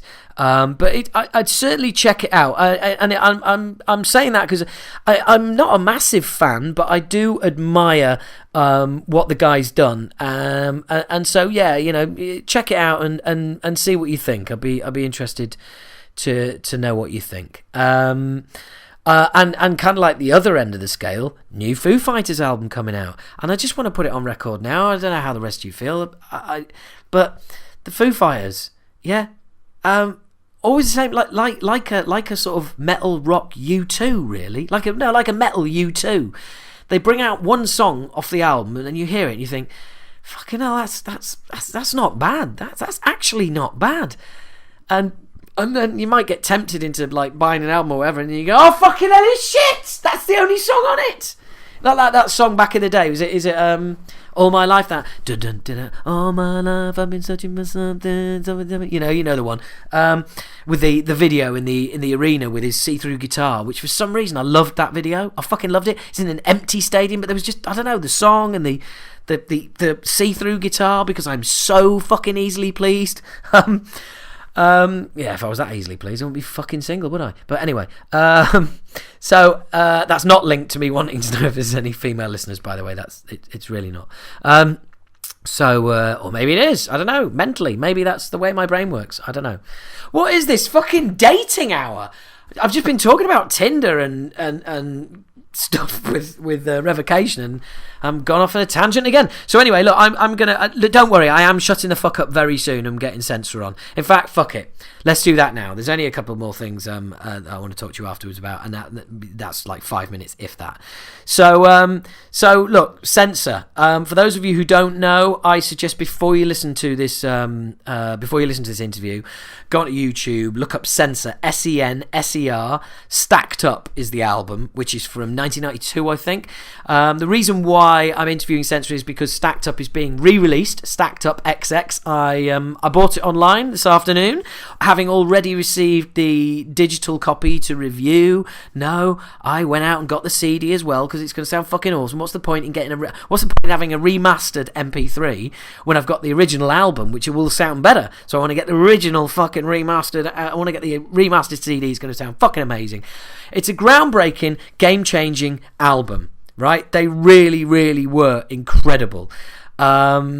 It's very, very early, kind of, and please don't switch off. Don't listen to this and think, oh no, kind of rap metal. That's so not what it is. It's so much better than that. It's so much more than that. And I am, fuck it, I'm going to tell you, I am going to be playing a song at the end of the podcast by Censor from this album. So, do check that out at the end of the podcast. In fact, should I put it on now? Fuck it, yeah. Right, okay. I'll tell you what I'm going to do. I'm going to play the Censor song now. So there's not going to be a song at the end of the podcast, but fuck it, who cares? Let's just fuck with the format. Hey, let's just go for it. So, ladies and gentlemen, without further ado, or possibly just gentlemen, I don't know, because I don't know if there's any women out there. But anyway, what am I on? Right, so here we go. Check this out. This is a fucking awesome song. I love this band so much, and this is from the album Stacked Up, and this is Age of Panic. Sorry, why did I say it like that? This is Age of Panic.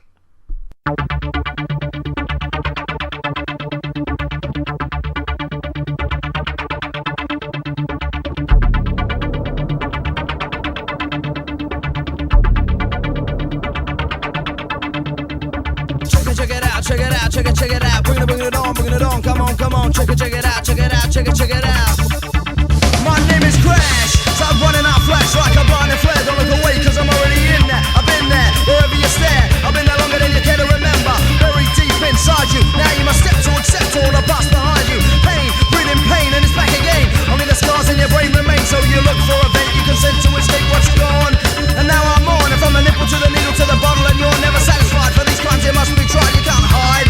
Cause I am reality, your birthright is a word of insanity. Disconnected legacy, and you will never see an end to the global savagery. Continuing to feed your desire for more, but deep down you know that you can never find what you're looking for's gone, and you can't fight back. And now your senses are under attack, so you act automatic. Return to the frantic nation of addicts, reduced to the manic, false erratic, solemn dope up slaves and servants of greed. Because you are born into the age of panic, into an age of panic, born into an age of panic, into an age of panic, born into an age of panic, into the age of panic, born into the age of panic, into an age of panic.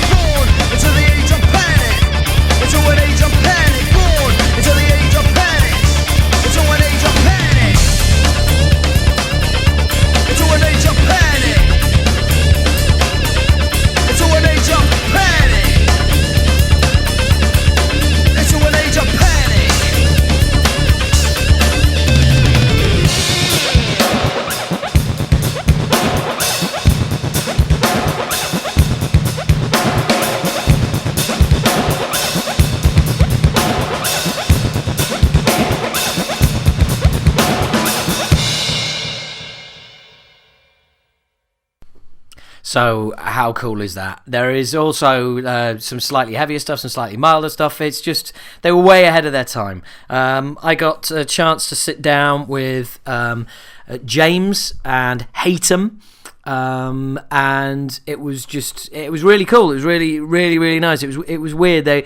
They came out in 92 and we just packed up in 91, so our paths never really crossed.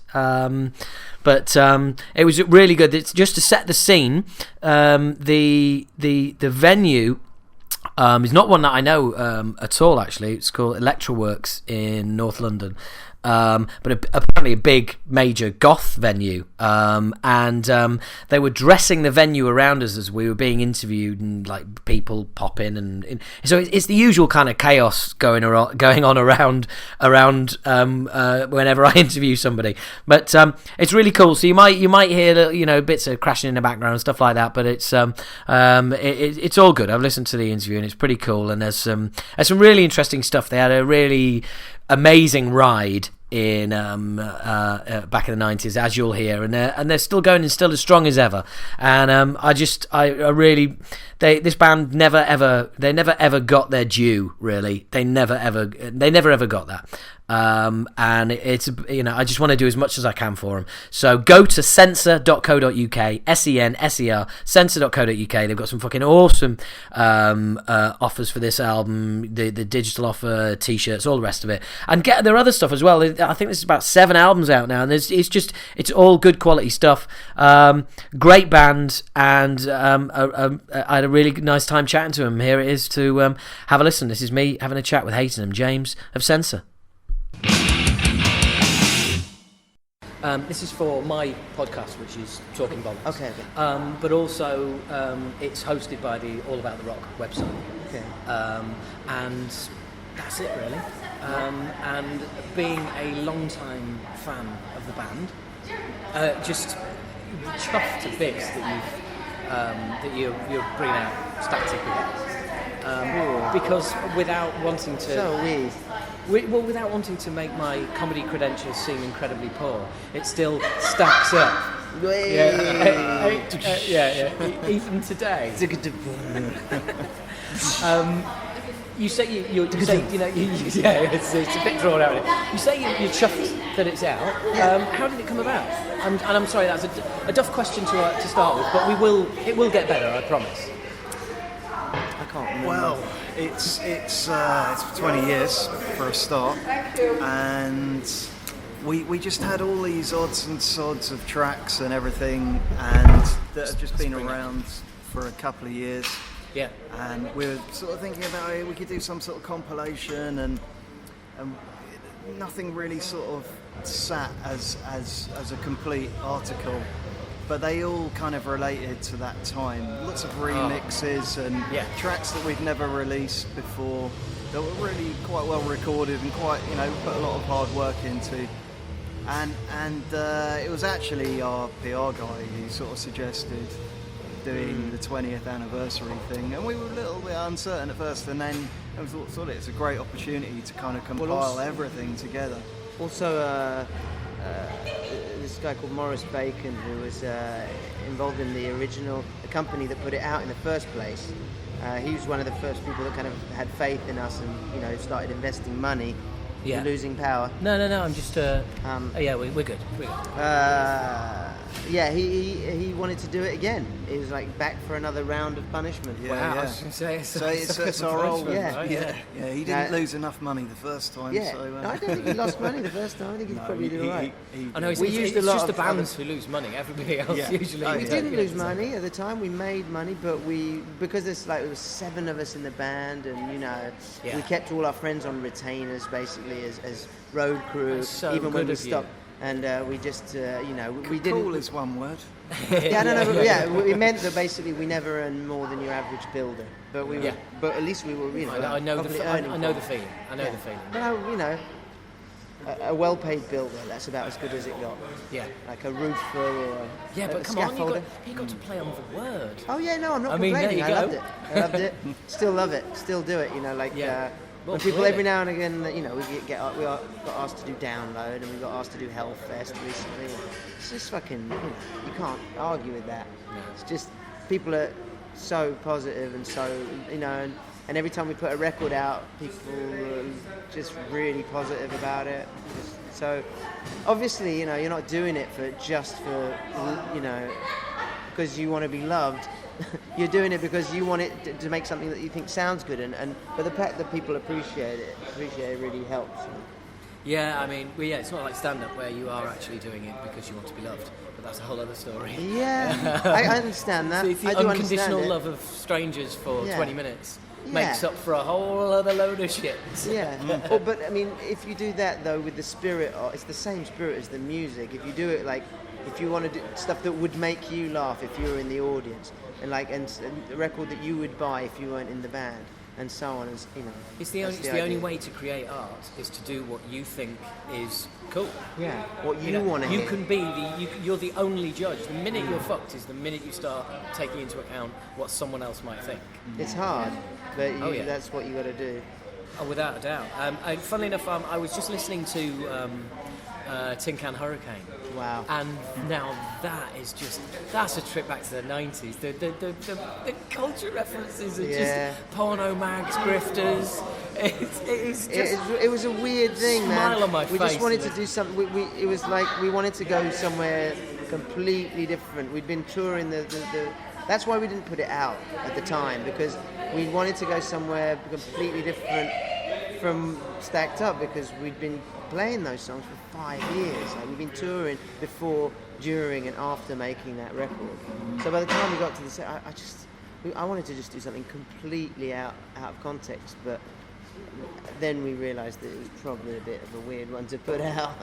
Yeah, well, we never really got to try. Yeah, because fast song is almost like punky. Yeah. I mean, it's. They haven't dated today. I mean, I've been I'm a huge fan of Stacked Up and other work as well. But for me, Stacked Up was the pinnacle, and we peaked nice and early then. Yeah. It's like, never quite as good, never as good as that. But it was the time it came out. There was, I'm on my podcast. I've been saying that I'm going to be, speaking with you guys, and which is always a reach because things can not happen. But and trying to describe Censor is like, I don't know. This is really clumsy, but I kind of came up with a sort of an easy hook for people to kind of hang on to is Rage Against the Machine meets Limp Bizkit. Don't punch me. But that doesn't. I know that doesn't really. Interview over. Deflate. Yeah, that's right. Yeah, no, or more, heart sink. Yeah, or maybe more appropriately. It's more psychedelic than those things. That's what's missing. That's is this other thing? There's something very English in it that doesn't. It's not in any of those bands. It can't. I know for a fact that the guitarist from Tool played our record to Limp Bizkit when they were pretty much starting out, and they were like, "Oh, this is cool," and I think they were definitely, they're going to carry on blues influenced by acting it. for me? That would be fantastic. We've already done our own stupid jobs upstairs. We're not doing yours. It's not my job. I'm just a helper. There's something in it that's not in those bands. Oh God, yeah. And Rage No, I Against only need the one. Machine is I a only good need one band. thing. I can't fault it. But again, I always found it. I like the idea of putting stuff in there that you don't hear on first listen. Yeah. There's a different. We just do things in a different way, and the influences that we have are not the same as that. Like they sound. I mean, to be fair, our influences in terms of guitars, for example, are like Death Angel and Slayer and Celtic Frost. Their influence. If you listen to their music, it sounds like. Who's the guy who did Frankenstein? Edgar Winter Group. It sounds like that. Yeah. All that stuff. It's like, it's 70s rock, really. Rage Against the Machine with rap. Oh yeah. And we didn't really. So I can understand why people compare it, because there aren't 10 million bands that ever did that kind of stuff. So you've only got a couple of references, but we always felt like it was different, and Well, I think we were doing it at the same time Just all happened before. to be doing it at the same time. Yeah. But also, the thing is that you require a little bit more from the listener, because you're not. Some of your more straight ahead stuff. You think, oh yeah, I like this, and then there'll be stuff with psychedelic keyboards and female vocals and all sorts. And you're just requiring. I mean, I'll be completely honest. First time I heard Sensor, first time I heard Stacked Up, I was kind of entry level. Mo Comply and being a metalhead myself, I was like, oh yeah, this is nice and easy for me to digest and get into. And then I got the album and I was like, what? Yeah. Oh right, okay. Down the rabbit hole. Yeah. But so cool, because that means like 9 months later you're still playing it and going, I'm just getting into this song. We were quite young, so we did that. I think in retrospect, the idea is that we didn't know we didn't have this idea of limitations really. We just thought we're going to do what we want. I know exactly what you mean. When you're young, you throw it all in there. There's no reason for it not to have everything in it. Yeah, we were a little bit stubborn enough to get things happen. To say we're gonna put this in, we're gonna put that in. Some of those tracks probably now we wouldn't have put on there, and some absolutely, of that. But I think that's what's cool about it. Yeah. Well, it's uncompromising. And you went over to the. Oh, by the way, speaking of Tool, I was there.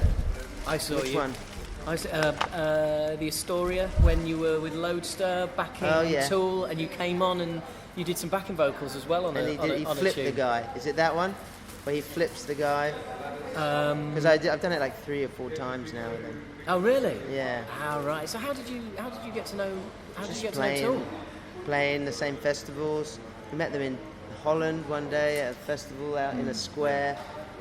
That was when we were both pretty much starting out. Yeah. Right. Yeah. We just met them and they were really nice. Talked about comics and what did we talk about? The Hulk. I talked with Adam about. Then sort of hung out with them a little bit. Yeah, they're really nice blokes. There's basically the eccentric millionaires, but they're like the good guys of metal. Absolutely. Nobody. You can't fault them for the uncompromising stance. Well, I always think of them as the Pink Floyd of metal. Kind of. King Crimson, Pink Floyd. Yeah, they're just kind of ploughing their own furrow. Yeah. And no one knows why it works, but it does, and it probably works because they're so fucking good. Yeah, they've got more and more into their instruments. They've taken a kind of devotional, path where they're just really putting the time in to make quite complex music, which is unusual because, people tend to think complexity has to be really fast and noodly and all that, and that's not what they're doing. They're sort of texturally making it more complex, which is quite unusual. Yeah. Anyway. So Lodestar. I mean, that was the closest I got to see Sensor, because by the time. Ah, okay. Yeah, I know. Yeah. I saw you at Ulu with Alien Sex Fiend. What? Yeah, Ulu? Yeah. What? When? How long ago? Like 10 years ago? No, probably. God, shit! It's not 10 years, is it? Fuck, it might be as well. Yeah. Oh, you're that joking. time You're talking about yeah. like upstairs in. It was like, and there's like a view out across the Thames. Is that what that thing is? Where's Ulu? I get confused. University of London. Yeah, of London. Yeah, I'm just trying to think. It's around the Strand, isn't it? It's Yes. not far It's not far from there. On that bend in the river. Yeah. I've not. at least fucking 10 years. joking. Yeah, man. Oh Christ! Yeah, I was looking forward to doing this. I'm fucking gutted now. Yeah. Well, that's the thing. If you start talking about nostalgia, you gotta be careful. So that's one of the reasons we were a bit scared of doing it. I was going to say, well, there is that as well. I mean, what are the issues regarding? You kind of have to put on hold, the last album, which hasn't been out that long. And is this going to be a whole kind of stacked up set? I think we're going to it's do going to some be a new mixture. things as well. Right. Yeah, we'll do it. Predominantly stacked up. Yeah. It's going to be a mixture as well. Right. Okay, cool. And are you gonna tour it, or are you just doing one-off bits and pieces? For now, we're not we sure. Actually, we did have a tour lined up, and it was going to be this kind of touring festival. It was going to go around the UK. It was going to be us and a few other bands. And then the promoter got seriously ill and he pulled out. And that was only about 6 weeks ago. Right. So in that time, the album was already scheduled to come out. Yeah. We couldn't really bounce it back. And so touring, as far as this year goes, is off the cards. Yeah, we're but just gonna do a couple maybe this next year. year. Maybe next year. Right. Okay. Yeah. Cool. So it'll be like 21 years. The 21st yeah. anniversary. 21st anniversary. we This can is have where an it gets really anniversary scary. every There's year. a It's not a problem. 21-year-old kid walking around who's Oh, just, man. you know, do you know what I mean? Yeah. I know. Well, like, there are people who were born after Teen Spirit came out who are now coming out of universities. Fucking hell, Yep. it's scary. I Born after it came out. I mean, I posted on the Acid Rain Facebook page the other day. It's 23 years, and it's about a week ago. 23 years since we did our last gig, and it's just scary. It's like, you know, the drummer's got kids who are leaving school and going to university, you know, and what? It's just, Yep. what? Really? But What are you going to do? It's you know what? Like, this is an exception, really, because we don't really do. We tried and avoid nostalgia, but we thought that it would be something to celebrate because we did kind of start. We started really well, you know. We started on a very uncompromising note from the beginning. So we thought, fuck it, let's just celebrate because we love that record and it's the fact that we're even still able to play together is pretty miraculous. yeah, absolutely. Well, yeah. And Yeah. as you probably know, it's not easy, you know. No, hardly. Although a couple of the real underground bands from around that time are still plugging away. We saw some of them, like all the kind of more squatty London bands, like what do we see? RDF and Damage and all those sort of bands. We were amazed, like they're just still there. And we played with Hawkwind. We played with Hawkwind 2 about weeks a ago. month ago. Yeah, I saw that. Yeah. Exactly the fucking amazing show. Like, and these are the counterculture people from the 60s, and they just don't look. I mean, obviously there's not many people from the original band. There's like probably two, Dave Brock, and I don't know even if there's anyone else. I think the drummer's not the. Well, it's not the only one. But basically, it still sounds amazing, and sometimes it's worth just keeping going. You know, like Buzz from the Melvins just says, "Don't break up the band." You know, if you break up the band, you can't do anything. If you're having trouble, just keep going. Just keep going. Just keep going. You know, It'll work because if out. you just keep going. Don't break up the band. It's just logic. If you break it up, there's nothing.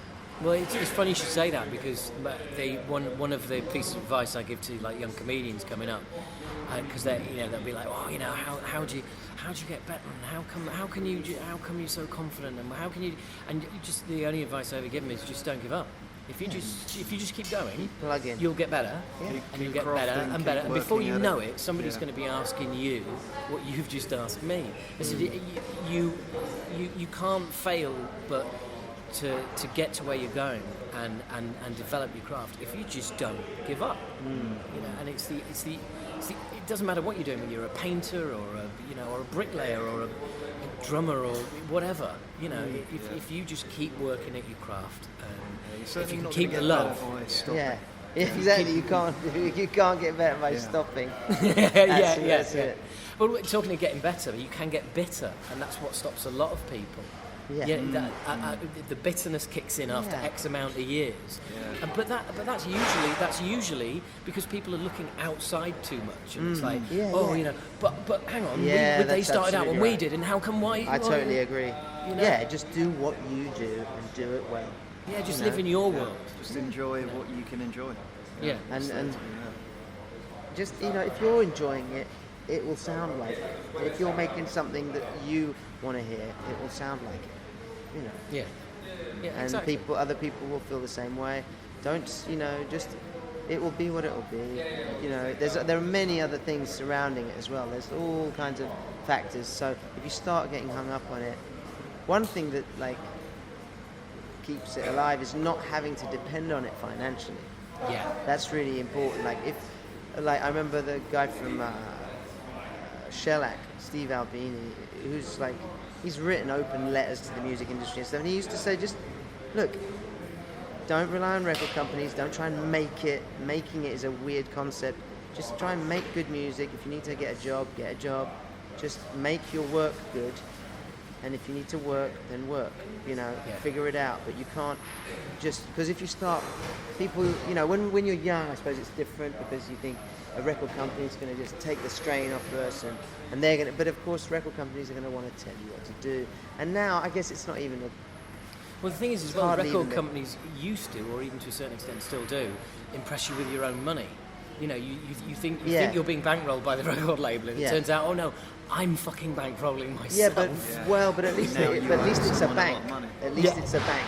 You know what I mean? Yeah. At least because it's just a business. It's if you can't get money injected into the business, and there's no cash flow. So yes, you're right. You're spending your own money. But if it's a good deal, a decent deal, then that's okay. And you know how much you're spending, and you have a say in how much you spend. They're not dictating that you spend like that millions on a fucking video, ridiculous stuff. Well, I think one of the keys as well is that, and which you guys have obviously got. We Acid Rain just released a box set of absolutely every song we've ever recorded in the summer because we own. We own everything, yeah, right. Exactly. And it's obviously the same with you. I mean, so many bands, and they're like, we don't even know who owns our stuff, but it's definitely not us. Yeah, that's really messed up. And they see re-releases of their stuff coming out, and it's like, shit. No, we're not in their control. I think it's fair to say we have control. Yeah, which is great. Technically, we actually don't own all our own music. We own quite a lot of it. Yeah, a majority of it. There are a few things that we don't. Yeah, but we don't have like acerbic relationships. No, with the people we do, we get on really well with. Yeah. It's all really cool. And with something else, we had a record label that was like really cool and said they owned the copyright for 10 years, and after 10 years it reverted back to us. Oh, that's perfect. I mean, absolutely great. Yeah. And it kind of it's weird because I always look back on I hear all these like terrible stories and bands now saying, I'm glad record companies are having it tough, and fuck them, it's great to be able to and depends. I know, I'm kind of like I never had that experience. Had a really cool label. Well, we were lucky. Didn't fucking interfere, and just to be honest, I think we had more trouble with management than with record companies. Our record companies, it was a small independent label, and they did their best. Really? Yeah. They did their best, and they didn't try and rip us off. Pretty well. They did pretty well. Yeah. And even when if they ripped off anyone, they didn't rip off anyone. They were trying, but they did like get, they kind of were getting money from major labels as a kind of licensing thing and distributing that to the band. Yeah. So they were like Robin Hooding it. So I can't complain. Hats off to them. The record label that we were with, the Ultimate was great. Yeah. We tried with One Little Indian, and they were weird. We just couldn't get on with them. Yeah. It wasn't really they didn't understand what we were doing. They were too hip, basically, or they considered themselves. They're dealing with Bjork. That's their number one artist. So I can understand how, we're just too. Yeah. We're too greasy for them. They don't really know what to do with us. And they didn't get it, I think. It just it wasn't really the best marriage. No. Yeah, but again, not there was no real bitterness in it. No, it just didn't really work out. We weren't really feeling it, so we just said, we want to get out of this. Fair enough. Yeah. Fair enough. Yeah, it's a bit. It was like a relationship, isn't it? And it's like, well, look, we're not going to stay together for the sake of it. Yeah. We haven't got any kids. Yeah, exactly. Yeah. Well, we've got one that we could share it. We can share. I'll do weekends. And it was a bit like that with that record. Yeah. So I don't know how sensitive a subject this is. You went to the States and toured with Moby years ago. What, the word Moby? How sensitive is that? No, just kind of like, just as an outsider looking in, it sounds like madness. That's all when it fell apart. I think at the time he saw us do a show in New York. Yeah. And he was like, at the time he was like, I want to do that. I want to have that sort of crossover thing. And it was, at the time, he was just doing straight He always maintains that he was in a music. punk band, but no one's ever seen this fucking punk band. Well, he not shows up until in punk much documentaries later on. He and was stuff. sort of doing punky sort of stuff, wasn't he? No, but he maintains that he was in some band like when he was a kid, basically. Like, I've never seen it. No one's ever fucking heard of it. Anyway, it was a bit weird, really. He was really into it, and we'd been trying to get on a support tour around the States. We knew, even in our youth, that doing the States on your own. Yeah, right. You yeah, exactly. Yeah, it's financially, really, mentally, everything. physically, you'll be ruined. You'll be playing in bars in front of 5 people who don't give a shit in every single city, and every city is as far as like a country apart. Yeah. So when it was the only option, really. He was the only guy who was saying, come on, let's go, come on, let's go. And everybody else that we wanted to go with and he was playing to massive audiences. But I said, but audiences of who? They were these kiddie ravers with green hair and dummies, and I just got so angry. I just would go on each night and just scream myself fucking hoarse at these people, just in case they were on E. just to see if I could actually bring them down off ecstasy, which is quite hard to do. Like, just fucking bum them out every night You were for a doing the month. opposite of stand-up. Yeah, I was just like fucking stand-up misery. trying to just like fuck you little green-haired, chubby twat. Like they were just so horrible. These kids, they're like, I don't know how he'd garnered this army of little. I hated them. Yeah. Come on. Someone who an elephant wanted to slip up on your posters. Yeah, it was a hideous time. We just it was basically that or nothing, and it was like, how can I describe it? Yeah, basically it was the only offer on the table. You knew it was going to be shit, but you had to do something. We didn't know how. Right. Right. You can never quite imagine. It just broke me psychologically. Right. I couldn't. I just needed to get out of the cabin after that. I needed to get out of the submarine. Yeah. It was too much. So that was the end of it. You guys kind of packed up. I mean, you went off and did Lodester. Yep. Which was like nothing like Censor at all. Yeah, I wanted to sing for a while. I wanted to try and sing, and like it's something that I've been working on for years and years, and now I've kind of got the hang of it. But it was a bit embryonic, Lodestar. But yeah, we did. I wanted to do a band which was like melodic. Yeah. The voice was melodic. I wanted to stop. I was just tired of rapping and shouting every night. I wanted to sing, and I didn't really know how, but I taught myself, and now I'm sort of getting the hang of it after many years. Oh, you After certainly many are. Other bands. You certainly I play in a band called Theme, which is more melodic, and I play the guitar in that. But this is the kind of culmination of that. But I think we just needed a break. We needed a break, and really the Lodestar thing was only about a year, which is much less than a lot of bands breaks they take. Well, between yeah, albums. because I was quite surprised looking back on it. You weren't out of Censor that long, were you? Not really, no. And so I mean you've been back for a hell of a long time. It's pretty much been working consistently for 20 odd years. Yep. And It's all right, isn't it? Yeah, you'll see. It is all right. Yeah. I'm happy with it. Excuse me 1 second. Yeah, no, go for it. I feel it's really rude. No, but pick someone sometimes you get messages you got to reply. By the way, how the hell did you find? I've lived in London 20 years. I know you've lived there you brought up here. How the hell did you find this venue? I've never heard of this place at all. Oh yeah, no, this is a classic. This one. We've played it before. Seen a few gigs here. It's right. This venue here. Yeah. Yeah. This is. It's been around. Yeah, this is. I've just missed out. I've just noticed Headpee as well. Yeah, they're on tonight as well, and the algorithm as well. So this is where they still do actually hold Slimelight. Oh, right. which is a really Goth. big Gothic club night. Right, okay. Probably more so 10 or sort of 15 years ago, and it's still They have a going, lot of you know. different events. I've seen Ninja Tunes and like birthday bashes here. You get all kinds of stuff here, but yeah, it's famous for the slime light, really, isn't it?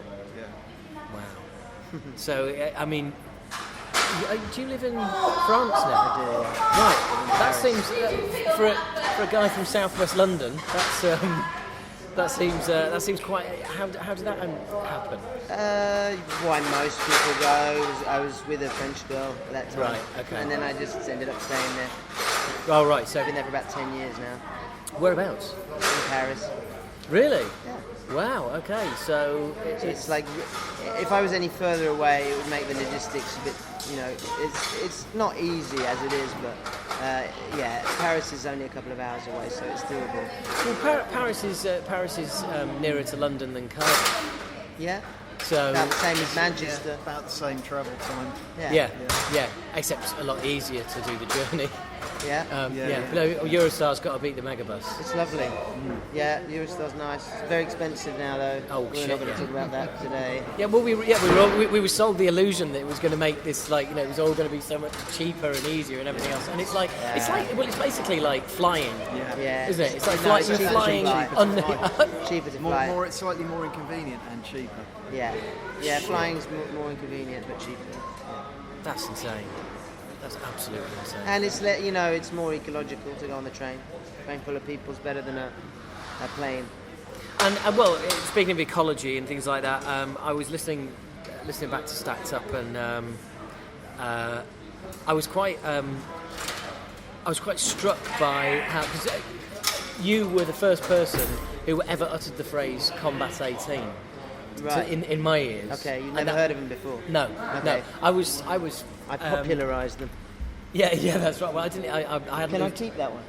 Yeah, you can. Thanks. You know what we're doing? When we got Danny Devine to hold our film like that, she sold 50 films in 5 seconds. Oh. Nice. She's not here tonight, sadly. She's usually dancing with Very nice. I'll keep that one for later. I've got 500 on floating around up here. Do you need this one? I've got another 2,000. Very nice. Okay. We're looking at a very interesting picture here. In case you guys are wondering what it is, I will. I'll put a picture up on the Facebook page and tweet it out to you all so you can see. So I kind of. What were you saying then? Combat 18. Oh, you know, yes. You were the first person where I kind of heard Yeah. about Combat 18. Being a little bit of a rural kid back then, born in Yorkshire and born in Harrogate, and go on tour with a middle class heavy metal band, and listening back, there's so many lyrical themes that still hold true. Today I'm not saying you're any kind of prophet or anything like that, but it's almost depressing that some of it is still as relevant. That's the downside of listening to the album. Is you do go yep, nothing's changed. And Well, it has. Things do change, and they do. There are. I don't know. It seems to be though that there's a ratcheting up of the whole, fear. Culture of fear is. Well, it's the cornerstone of capitalism. Yeah. Because people who are scared consume. Exactly. And also they're willing to, to give away their basic rights if they think that, it's for the greater good. Hey, we're putting CCTV up on your street, and if you're not doing anything wrong, then you shouldn't nothing be to hide. worried. Yeah. You shouldn't be worried. But then classic. CCTV does help a lot of people. It's a big question. Do you know the philosopher Jack Dee has a great line about CCTV? It doesn't prevent crime; it films it. Yeah, absolutely.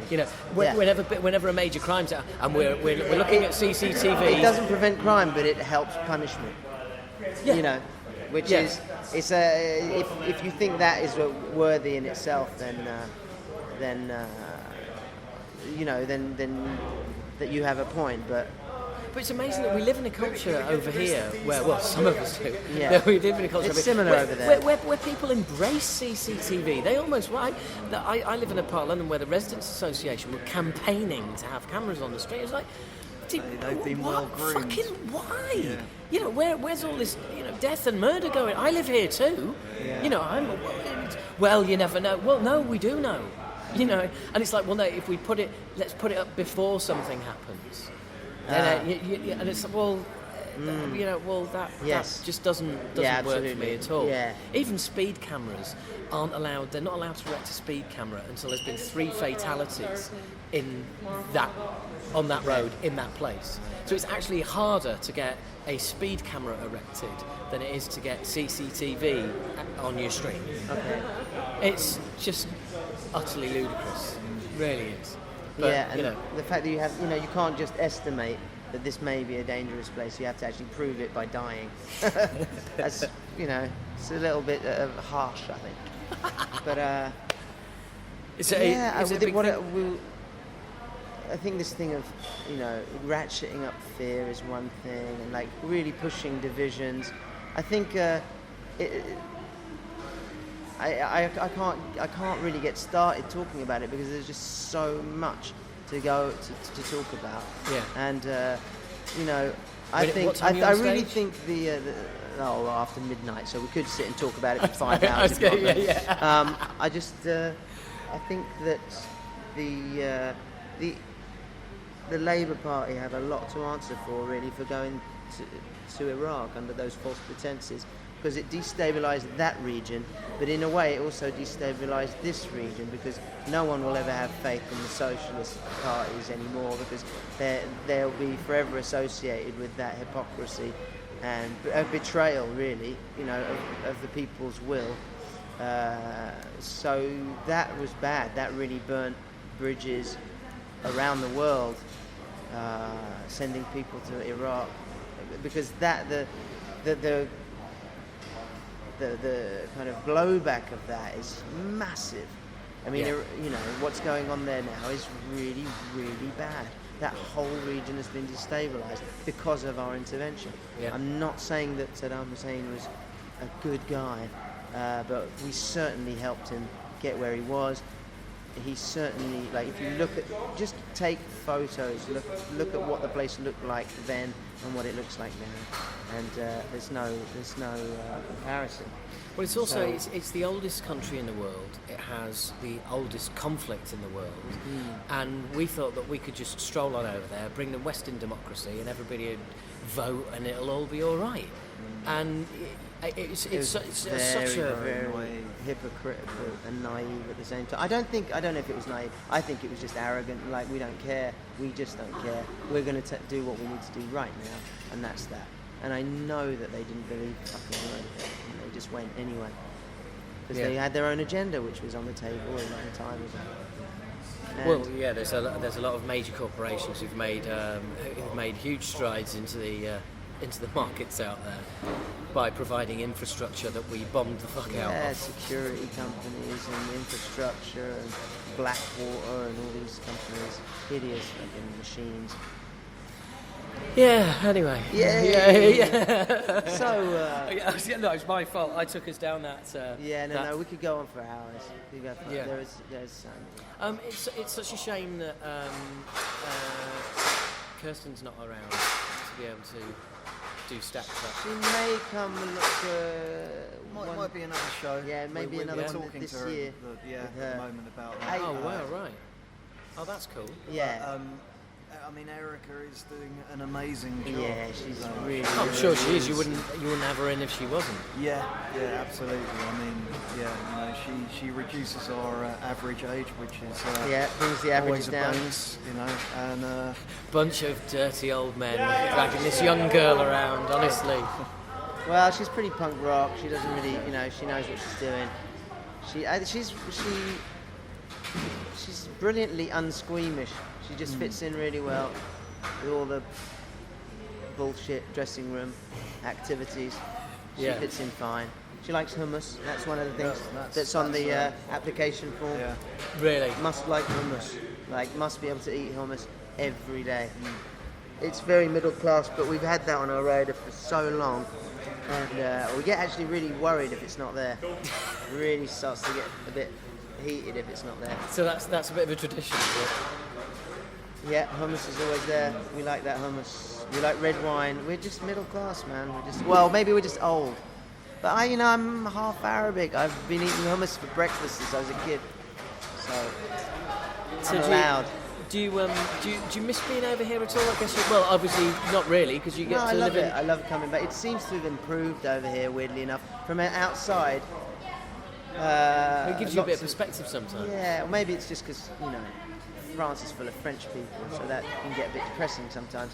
But no, it's I like it. It's still an interesting city. There's a lot going on. That's where you're from as well, where you're born and raised. Yeah, and you find that if you go away for 10 years and keep kind of dipping back into it, you'll see the better side of it. Yeah. Cool. And have you got the album actually out there yet? I've had a digital copy of it. The physical copy exists. It does. Have it. Have you seen one yet? Yeah, we've got them here, but we're not allowed to sell them. Oh, you cunts! You got them. We're not selling them. That's my next question. Come on. one? I was going to look. I can give you £15 and 50p now, or you can have 15 or $14.99 through PayPal. Well, we'll take the $14.99. Yeah. Hello. I'm sure you will. I'm sure you will. Hello, darling. Oh, we're just pausing for hugs here. Yeah. It's a good one for your podcast. Oh, Yeah. Thank you. These things. But this is what it's all about. Yeah. This is what it's all about. I haven't done one interview yet that hasn't been like people are interrupting, or if you're in dressing rooms, people are coming in. I just did an interview tonight with. I'm gonna have to go and pick with a some up guy. from the station. Oh really? Yeah. Hey, well, no, let's take it with us and let's record the whole journey. I'm joking. And then, Be there That's tonight all the as you're getting into bed. Have you got anything else you want to ask quickly before I go? No. What do you want to? No, not really. No. This has been really cool. Yeah, and well, the thing is, I just wanted to have a chat. Yeah, man. Well, we just certainly did that. Yeah, that's what this is. Well, like I said, the podcast is called Talking Bollocks. So, we've talked a lot of bollocks. Have you got enough? I didn't think it was bollocks. I thought Was it it was bollocks very astute, very well it's observed. very astute social commentary. I thought Definitely, so. definitely. I don't think this should go out under the title of bollocks. I think this may be the exception. I think I should change the name of the podcast. change the name temporarily. Yeah.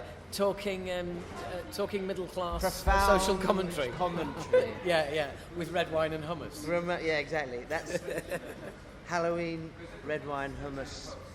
Yeah, cool. Well, James, do you want to carry on having a little bit of a chat? We can have Okay. a chat. Stand there. Bye. Let me just check. Look, thank you very much. Thanks for making the time. It's nice to meet you. Appreciate It's it. really a Nice to meet pleasure. you And too. sort your band out, man. Yeah, I know. Acid Rain, man. Get that together. I That's know. cool. I know. I can't believe it. It's great. I know. Well, you'd think so. There's a wouldn't you? lot. Yeah, man. You'd think people would take your figure hand it off to out. do that shit. You but, can do it. know. Figure it out. I'll try and sort something out.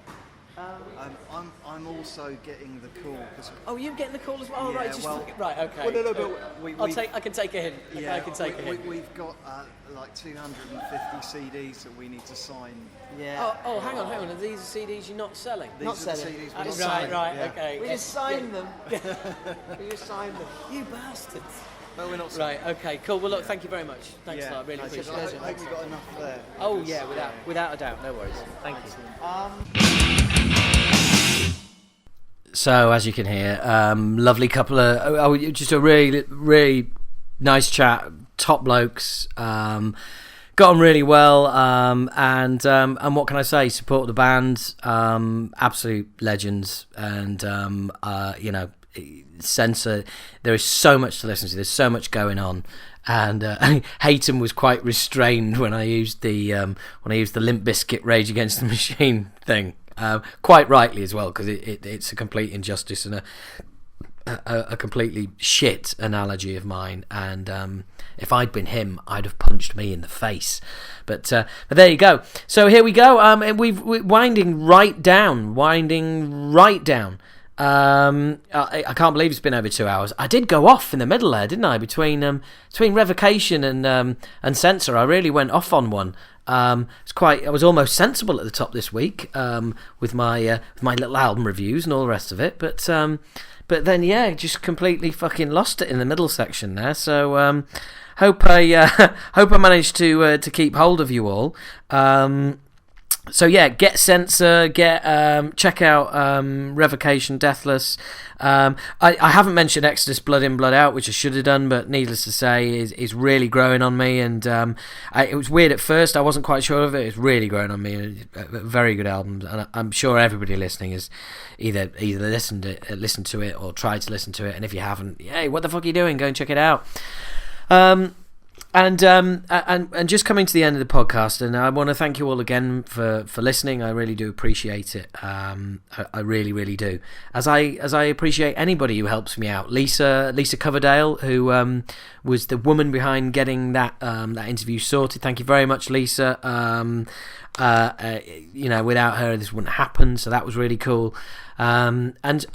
In anything like this, like a podcast or being in a band or doing comedy or anything like that, you are always going to need people to help you out, and there's just this kind of people out there who help you out, even if it's not their job, they help you out.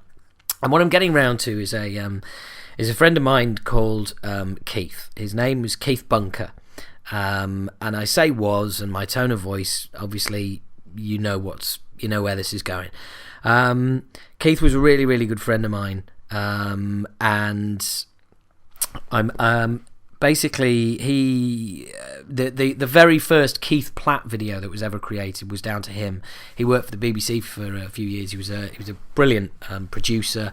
He came round. In fact, I'm sat in the flat where I am now. He came round one morning and he filmed the whole thing for me and edited it and made it look brilliant. And that is really with that. Once I had that video clip, I was able to really get the character up and running and get it booked in clubs, and it made a real difference. And on top of that, he was a fellow Leeds fan. He was just a complete, absolutely top man. I mean, funny. Energetic, just an absolutely top man. And then he moved to he came and saw me do Keith live. I was playing near him, and anyway, known him for years. He got me and a couple of guys I worked with, got us on TV. I did TV for about 16 weeks on a football show back in about 10 years ago, and he was the guy who was the producer on that, and he got me in on that with a couple of my friends. And anyway, he moved to Australia just with his wife, who's also in the business, and they were living out there. And I sent him an email saying, like, hey, what's going on? Because we'd been talking, then we lost contact, and it was about a year, and he never replied. So I sent him an email, and this is the email I sent him, believe it or not, in November 2013. And I just said, all right, mate, how's it treating you? How's the family? What are you up to? Last time we spoke, you were about to go on a quest for a job. Get in touch, you old bugger. His wife and a couple of young kids. And on the 6th of December 2013, this is the reply that I got. Hi H, sadly I'm not able to write with good news. I was diagnosed with terminal liver cancer in July and have been undergoing chemotherapy ever since. Extreme fatigue, nausea, etc. are the day-to-day symptoms which prevent me from contributing much to mankind, but we're just taking it on the chin and trying to deal with it as a family. It's made us make a decision about Oz, which is that we're going to try and stay here. Helen in particular is determined to stay even after I'm gone, so there's some comfort in finally finding a place where we can call home. Sorry I can't write much more, but do let me know what you're up to. It's always good to hear from you. And needless to say, that just fucking came out of nowhere, just blew me away. We stayed in touch. I emailed him in September. Him and his wife had come over from and had now been moved to Edinburgh, back over here. And his wife, Keith, was even made something creative out of his final months, and he did regular interviews with an Australian radio station, and his wife kept a blog as well. Some of the most heartbreaking stuff you'll ever read. It's incredibly, incredibly sad. In his wife Helen's blog, she writes about the two kids, the two girls, I think 5 and 7, and she said they've taken to waking up in the morning and asking me, is Daddy going to die today? And you hear shit like that, and it just breaks your fucking heart. You know, it was so full of life, such a wonderful guy. You know, you don't meet many people like that in your life, and he was one of them. Being around him felt just when we were together. It's going to sound almost corny, but it was like, I remember thinking, I bet this is what it was like, what it'd be like to have an older brother. And even in his very last days, we were swapping emails, having a laugh about Leeds United and their plight. And he sent me one on the 30th of September. I said, great to hear from you. I'm sure you'll see a few more managerial changes before long. And he sent one back saying before the end of the week probably. And that was on the 30th of September, and that was the last time I heard from him. And within 2 weeks of receiving that email, he died. He was an incredible man, and I will always miss him. It was really, really hard couple of weeks, really hard. And I here's me saying that when his wife's got to go through, and those kids have got to go through what they've had to go through. No one should have to go through that. No one. I'm going to put a link on the Facebook page to the blog. There was also a dedication, a tribute to him on on Radio 5, which I'm gonna post some links on Facebook for those of you that are interested in that. And for any of you out there who are going through similar battles, or know people are going through similar battles, my heart goes out to you, every single one of you. No one deserves it. It's just not fair, basically. I can't offer any great intellectual insight. It's just not fair. And no one should have to go through that. And if there is a God, he or she is just one sick motherfucker, basically. So that's my tribute to you, Keith. I hope you can hear me. And just be well, mate. And I'll keep texting you the results, despite the fact that your phone doesn't work anymore. Dare you take care, man. Anyway, finally, lifting it up slightly, folks, I just wanted to say my friends at Metal Sucks, Chuck and Godless, had me on the show again. Yeah, they had another question. So again, they are promoting Talking Bollocks, which is fucking awesome. Can't thank them enough. Hope you're listening, guys. Hope you managed to get this far to the end.